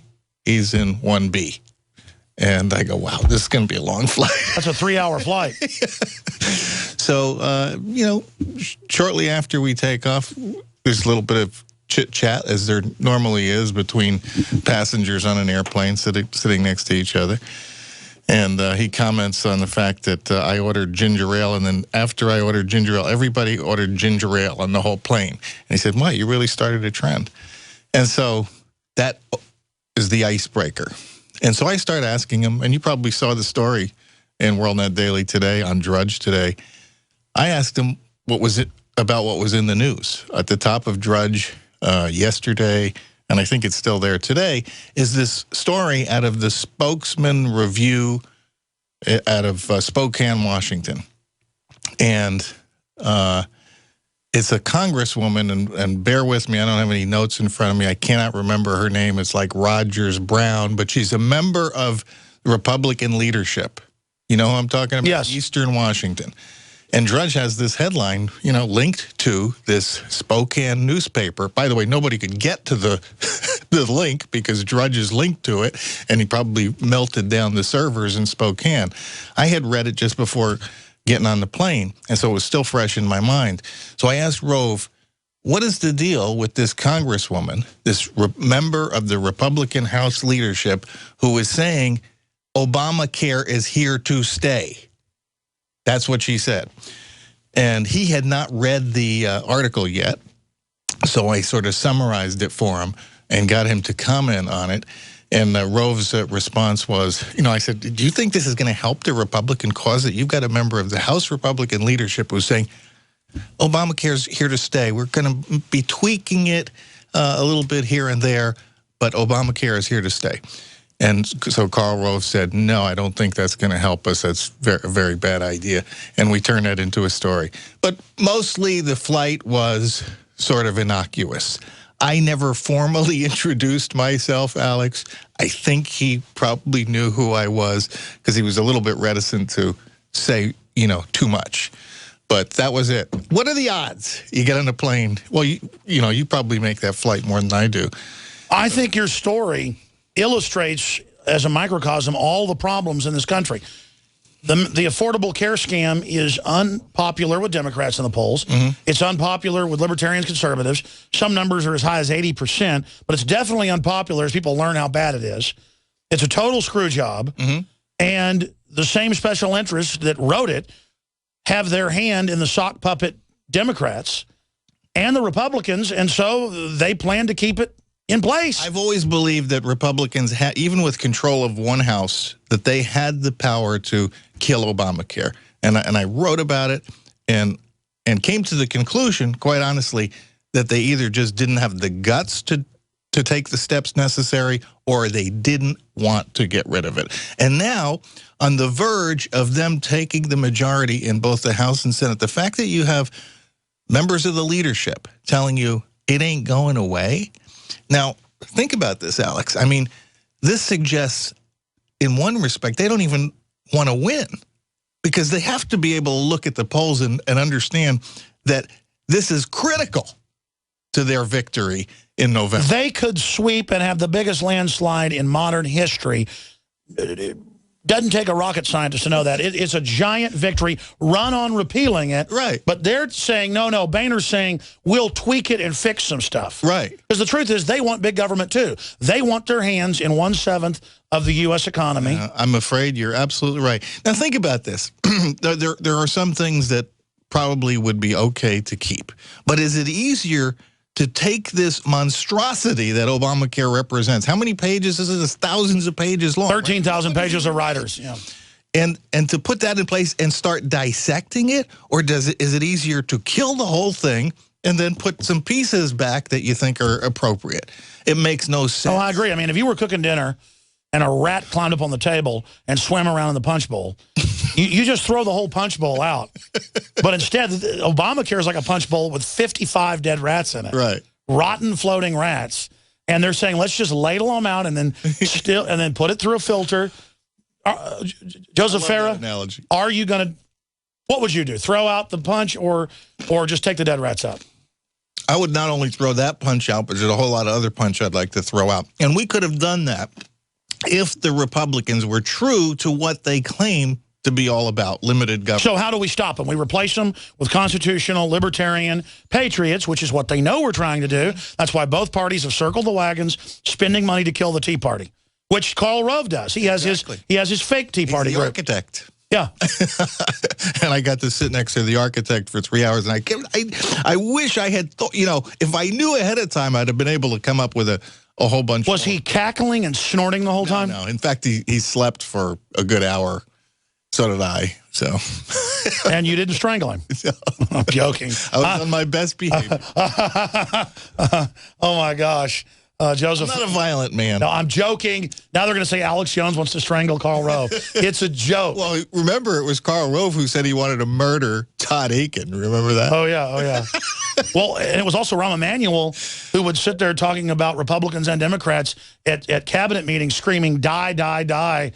Remember stabbing the table? Uh-huh. So I'm joking. I don't want anything to happen to Karl Rove. I just thought I'd like to cheer you up today. I saw your previous segment. You were so serious. And I think you got to lighten up a little bit. Roses. Joseph Farah, the head of WorldNet Daily, WND.com, is here with us in the studio. He's absolutely right.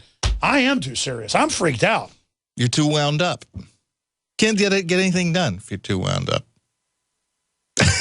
You're right. I don't know what I'm supposed to do. You know what? I like Obama then.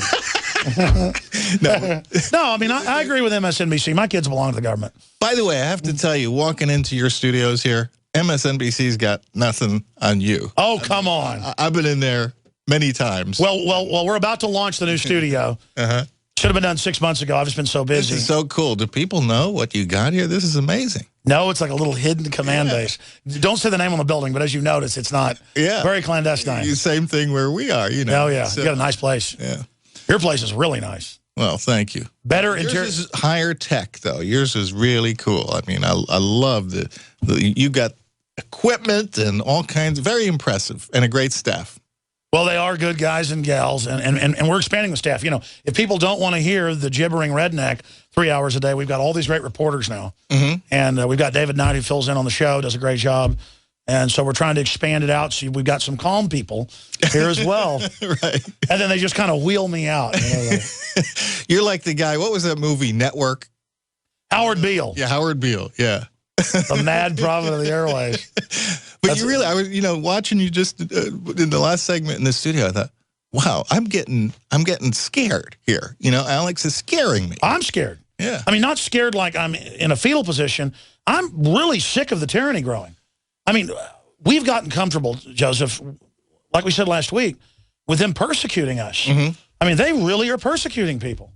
And you said it a year ago, and I was like, oh, yeah, or 2 years ago on my show.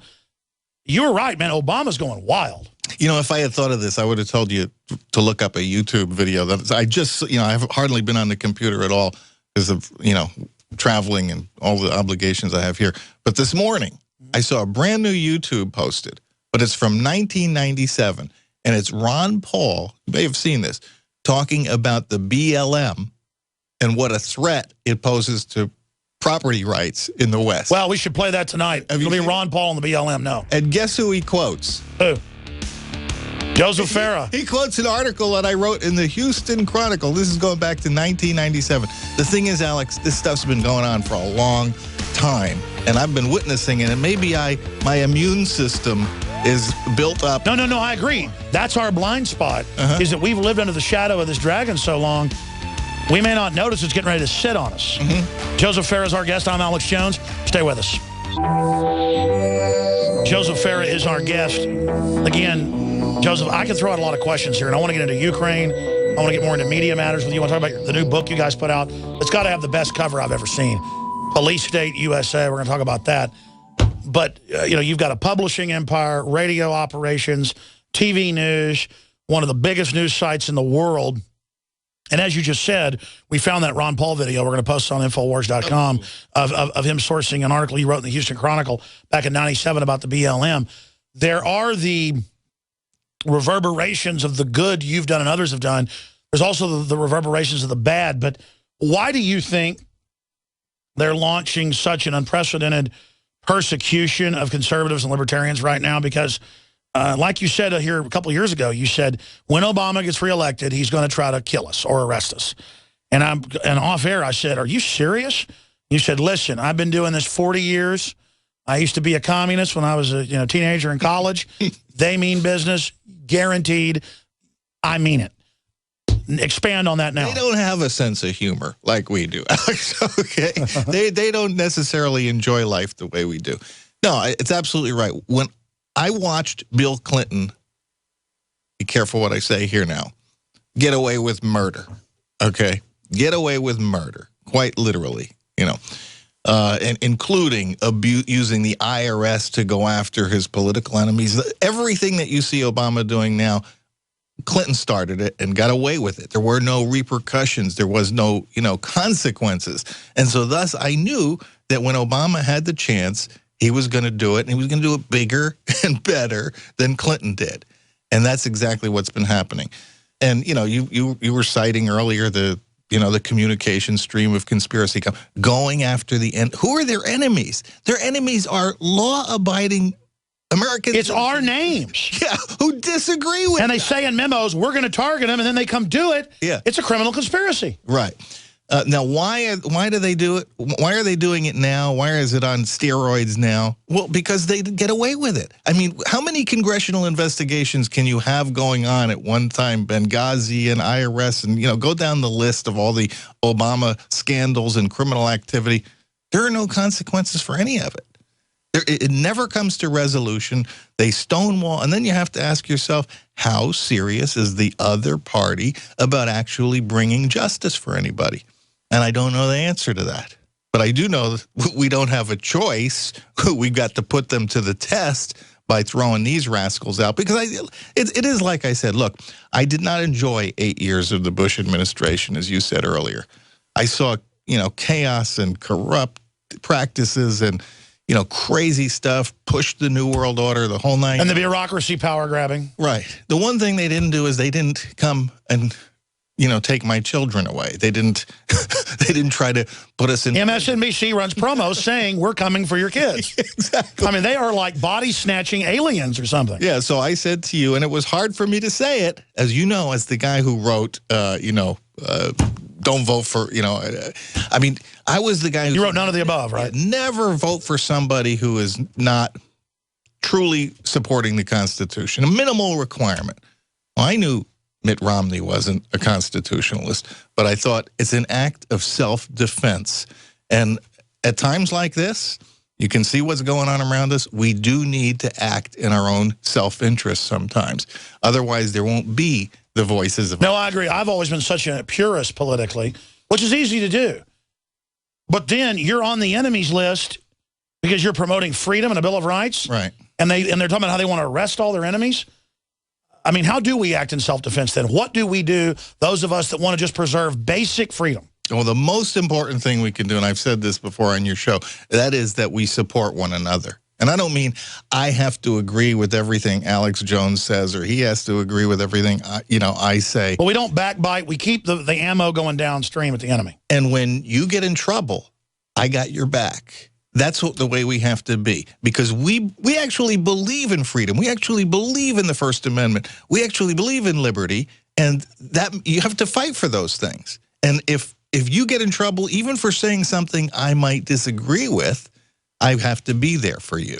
And this is a very important concept. I got to tell you, most people in our movement, in our profession, they do not practice this, Alex. They don't. You know it. I don't have to tell you. We're all lone rangers. Have you ever gone crab fishing and you're dragging them up and you get like 20 crabs in a bucket and one will try to climb out and they go over and grab him? But it's only when the crab tries to get out that they try to stop him. And then we're trying to get out of the crab bucket, and then Glenn Beck reaches over and grabs you by the leg. And it's like, hey, man, why are you doing that?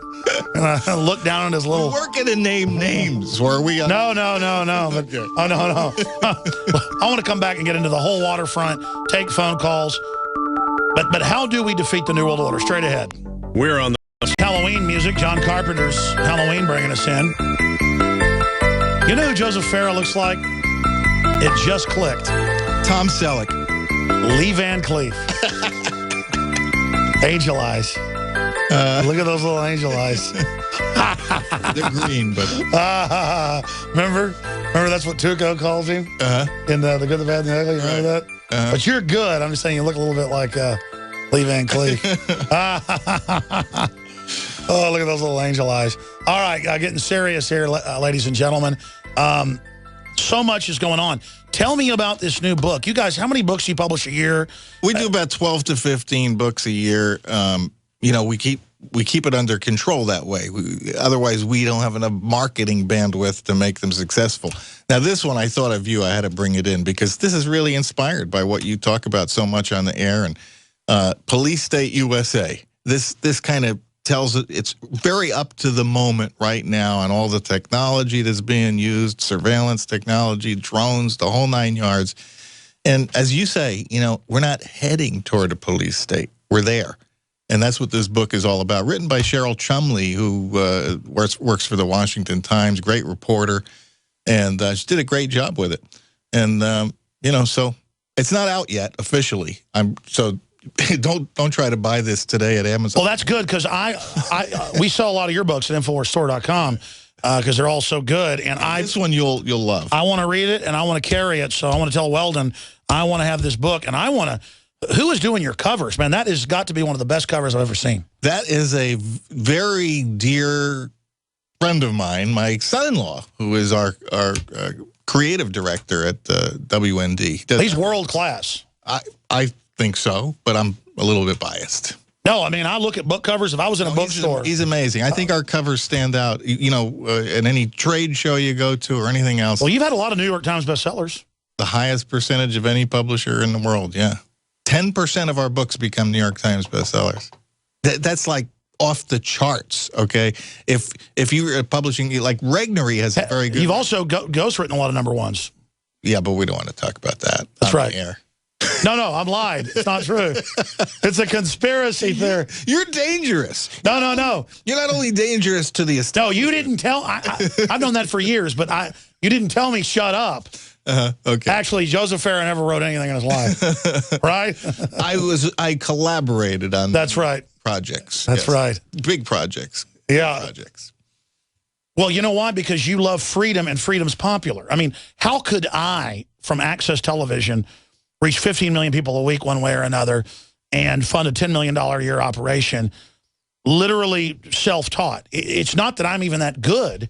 It's that people are hungry for the truth. Yes, and you bring a passion to these subjects that nobody else does. I can't do it, Alex. I think that's what people need, though, is we're in deep crap. Yes, you deliver a wake-up call better than anybody else. There's no question about it. You're a very gifted communicator, and that, you know, hey, cream rises to the top. Oh, well, you're nice to say that. I mean, I just don't want these people to beat us. I remember, by the way, you know, I used to do radio for a few years, daily, 3 hours. Oh, I remember, yeah. You remember when I retired, people, the affiliates were asking me, like, who are we gonna get to fill your spot? I go, hey, I don't know. I'm out of here. You worry about that.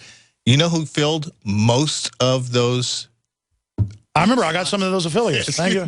And I had never really heard of you at that point because they were telling me, Alex Jones. I go, Alex Jones, I didn't know that guy. But see, it shows that we were somewhat compatible even back then. It was, oh, yeah, WorldNet Daily and Drudge is where I went 10 times a day and still do, you know, every day. And it's good to know you guys are out there because we don't want to be picked off here. And plus, we need the echo chamber, okay? It's so important. I mean, you break a story, if Drudge isn't there to amplify the story, it can die right on the vine, right? But that echo chamber is so important. We don't get the echo chamber from ABC, CNN, and the rest of them. We have to be our own echo chamber. This is something I've tried to tell, you know, our friends out there in the media. And it's a hard thing. Well, it's our listeners need to know you are the amplifiers. Because, you know, even if Drudge or WorldNet Daily doesn't link to one of our stories, if you promote it, it ends up then, usually the enemy attacks it, and then that echo chambers it. That's a good echo chamber. Because they're so discredited. I remember when Rand Paul had just finally won the Senate, and Politico called me, and they said, you know, why can't he be defeated? Everything was thrown at him, and the underdog won. And I said, it's because you attacked him. I said, if you want to destroy him, endorse him. That's right. And what they don't understand is they're so discredited that when they have Nightline attack me or something, it only helps. That's right. I think that good evidence of this is what the New York Times did to Cliven Bundy.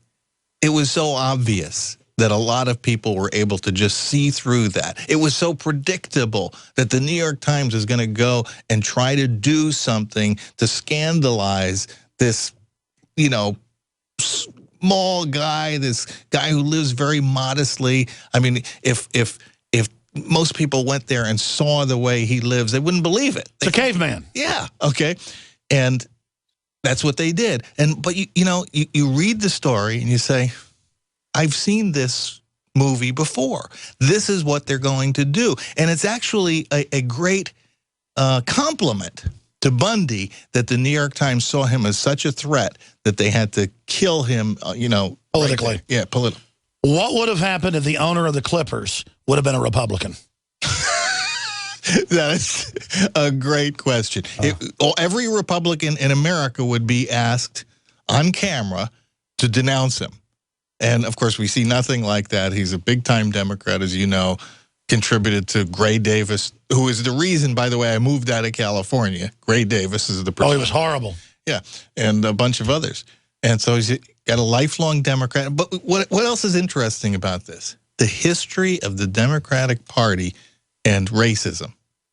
Well, listen, every time I've been around a high-level Democrat privately, so that I'll never say anything because it's a private dinner or something, they start making racist jokes, and I'm like, I've never heard this in my life from my family, and I'm like, what? Did you just say what you just said to me? I mean, you know. No, I'm being honest. Have you not found that Democrats, on average, are the ones at the higher political level that are racist? Absolutely. I mean, I'm trying to imagine, you know, saying what this guy said. I mean, first of all, the circumstances are so seedy anyway. He's telling his girlfriend, you know, don't bring this guy here. But the thing is, this is the NBA. These are everybody's black that's playing, and he's telling them not to bring a black to an NBA game. It's incomprehensible. I know, because I only heard like a minute of it yesterday and thought, oh, more race stuff, I don't want to hear it. And the people go, no, you better listen to it. I listened to the whole thing. It is like, it's bizarre. I mean, it sounds like it's scripted by a Saturday Night Live, writer or something. Have you ever heard libertarians or Republicans talk like that? No. I've heard, you know, when I was a kid, I've heard family members talk like that, and they were all liberals. They were Democrats. So I think you're absolutely, and you go back, what was the Ku Klux Klan? The Democratic Party. Yeah, it was their military militia. The military arm of the Democratic Party. Why is that association gone for people today? It's not that long ago, you know. And who was fighting against the Voting Rights Act?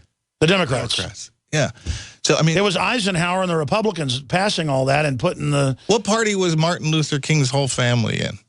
The Republican Party. I mean, his dad, himself, his family were all Republicans. It shows the victory of propaganda, though. Who were the first people that the Ku Klux Klan went after? Black people. Republicans. Exactly, who were trying to arm them. Yeah. Well, no, the NRA was founded to arm blacks who were newly freed. Right. You turn on CNBC or MSNBC, they'll literally go, the NRA is the new Klan. It's literally the opposite of reality. Yes. And that's so much true of almost everything we see. By the way, since you raised that, I want to play this clip. This is the Milwaukee County Sheriff, who's black, by the way, but I don't see that. I see a good law enforcement person, a good peace officer. He says, you have a duty to protect your family, campaign ad. They played this at the NRA convention this weekend. And then Sheriff David Clark went on to say, I have a better way of clearing up any confusion. Keep your hands off our guns, damn it. Let's play both those clips back to back. Here they are. I'm Sheriff David Clark, and I want to talk to you about something personal, your safety. It's no longer a spectator sport. I need you in the game. But are you ready? With officers laid off and furloughed, simply calling 911 and waiting is no longer your best option. You can beg for mercy from a violent criminal, hide under the bed, or you can fight back. But are you prepared? Consider taking a certified safety course in handling a firearm so you can defend yourself until we get there. You have a duty to protect yourself and your family. We're partners now. Can I count on you? This safety message brought to you by the Milwaukee County Sheriff's Office. I have a better way of clearing up any confusion that activist judges have about the meaning of the Second Amendment. I would add these 7 words at the end of the clause. The right of the people to keep and bear arms shall not be infringed. Keep your hands off our guns, damn it. Now, see, I don't look at that as a black guy. Mm-hmm. I look at that as somebody who's a real American, loves freedom, who I admire and like. Yeah. And I can't imagine being like this this team owner hanging out with somebody and then talking bad about them behind their back. But, I mean, my whole point is that's the kind of leadership we need. We need a bunch of libertarian folks that are, quote, minorities to run to take this country back from the Democratic Party. Totally with you. I mean, I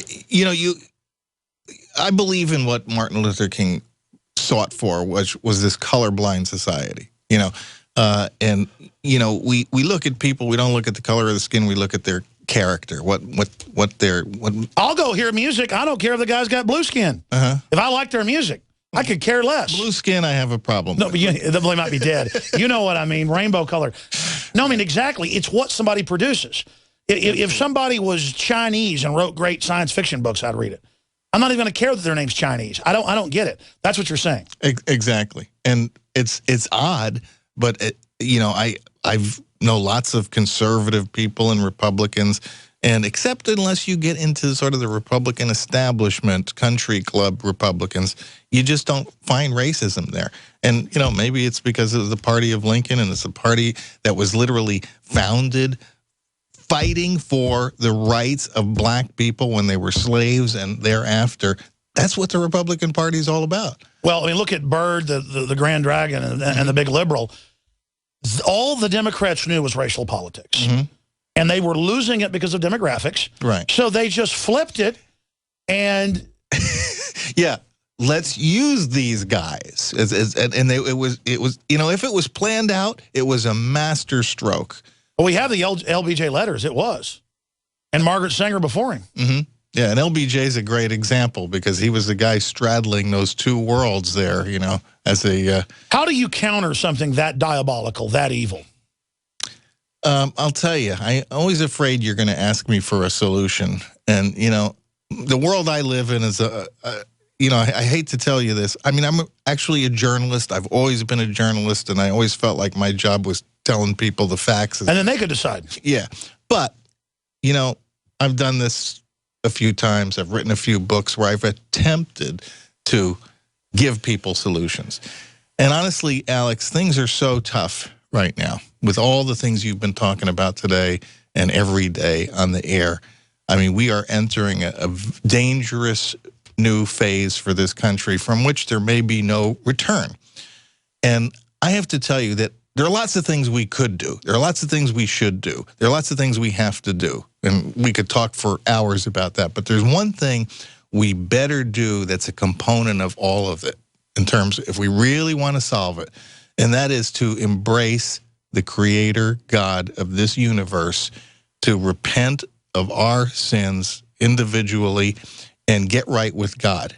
Because without that, that's the only power. I agree. No, you're right. If we don't have God on our side, to make it simple, we're going to lose. And I think that's the missing dynamic that so many conservatives don't ever, Republicans, whatever, people liberty fighters, if we don't keep our eye on that ball and we don't come to God pure, you know, sanctified in the blood of Jesus Christ, then we're not going to be able to make the progress that we hope to make in the years ahead. No, you're right. We have become a decadent, wicked country, and we're going to be judged. Right. I mean, this is judgment. What we're experiencing now is judgment. The beginning. For us, for our own sins.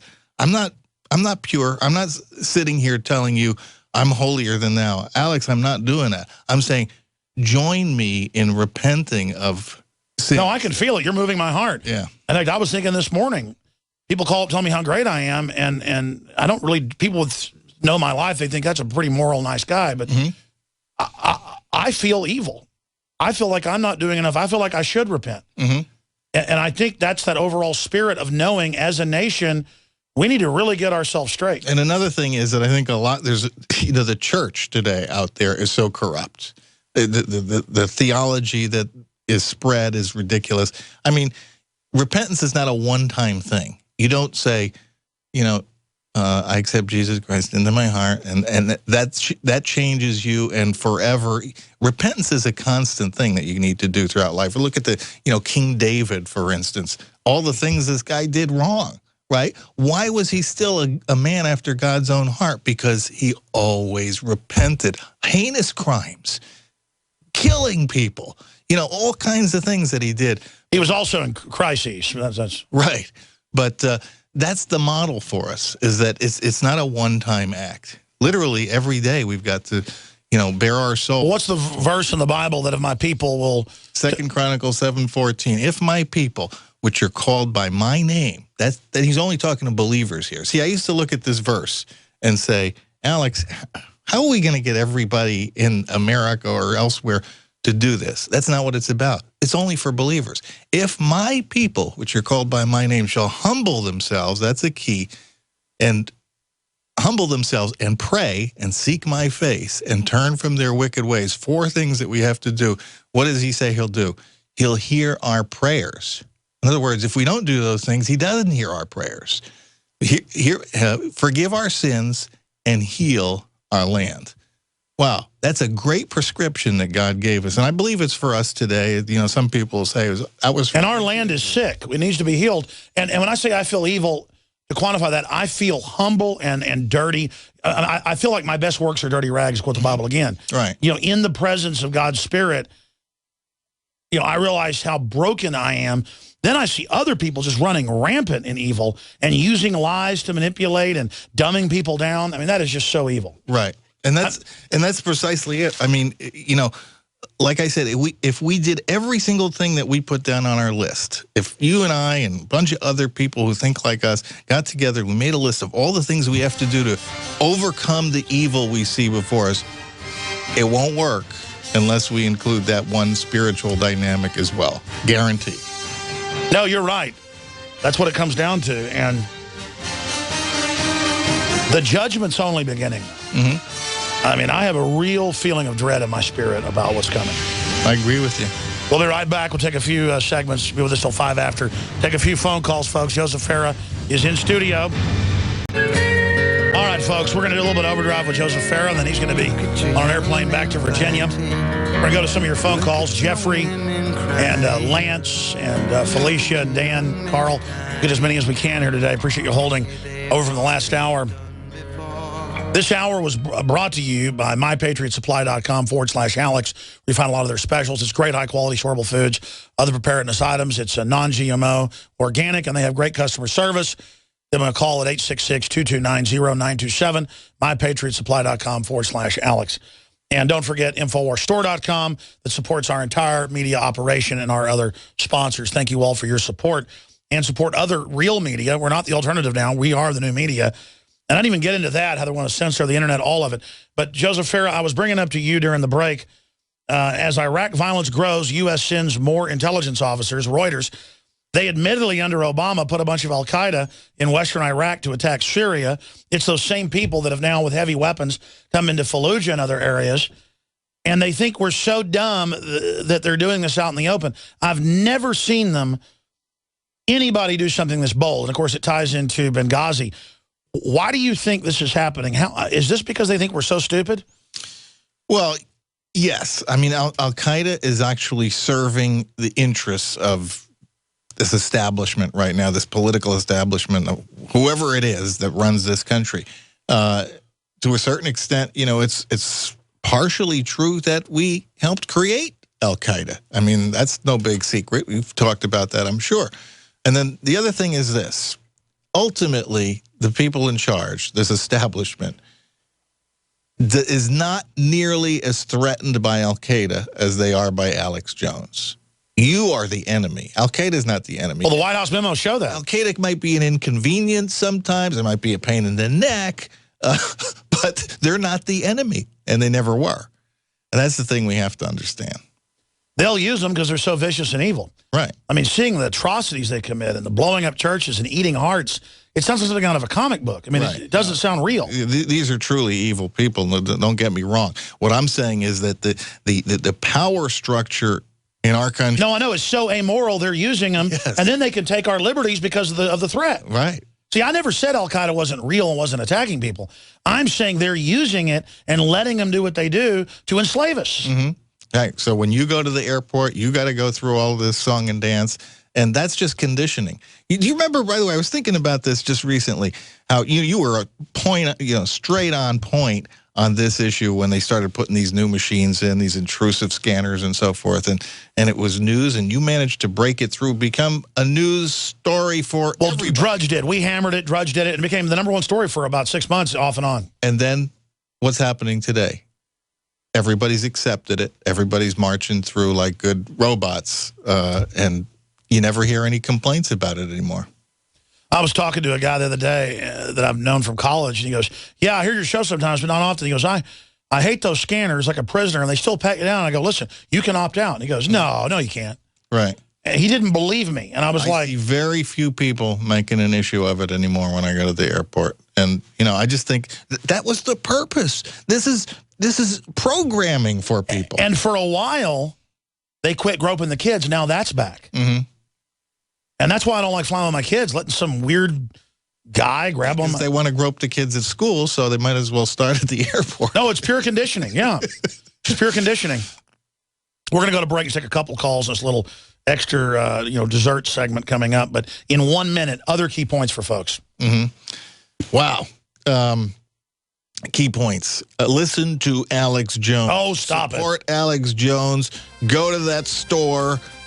Whatever he asks you to do it. Well, the bigger thing is they do need to... People don't wake up by osmosis. They need to get the books, the films, the stuff at WorldNet Daily, and really promote what we're doing. Because, folks, we're in all the White House enemy lists. You know, education is a prerequisite to action and doing the right thing. Yeah, wake one person up a month, folks. Yeah. People are ready to hear the truth now. Mm-hmm. And then the next level's take action. Back in 70 seconds with Joseph Farah of WND.com. I'm Alex Jones. You are listening Nightly to News GCN. tonight, 7 o'clock. Visit GCNlive.com. I'm taking a few final calls here with Joseph Farah. Had a great discussion last hour. Let's talk to Jeffrey in Michigan. Thanks for holding. Then we'll go to Lance and others. You're on the air. What's your question or comment?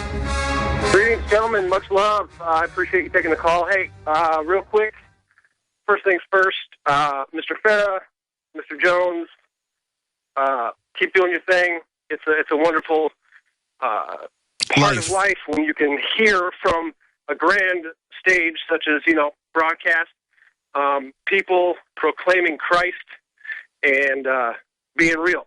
And on that note, Mr. Farah, I got to say one thing. Mm-hmm. You are correct very much in saying that the people who run the show need to repent and be of a contrite heart and things of that such. But the one, I think, aspect we need to re-recognize or reevaluate or realize is that these people not only need to do that, but they first need to acknowledge his existence.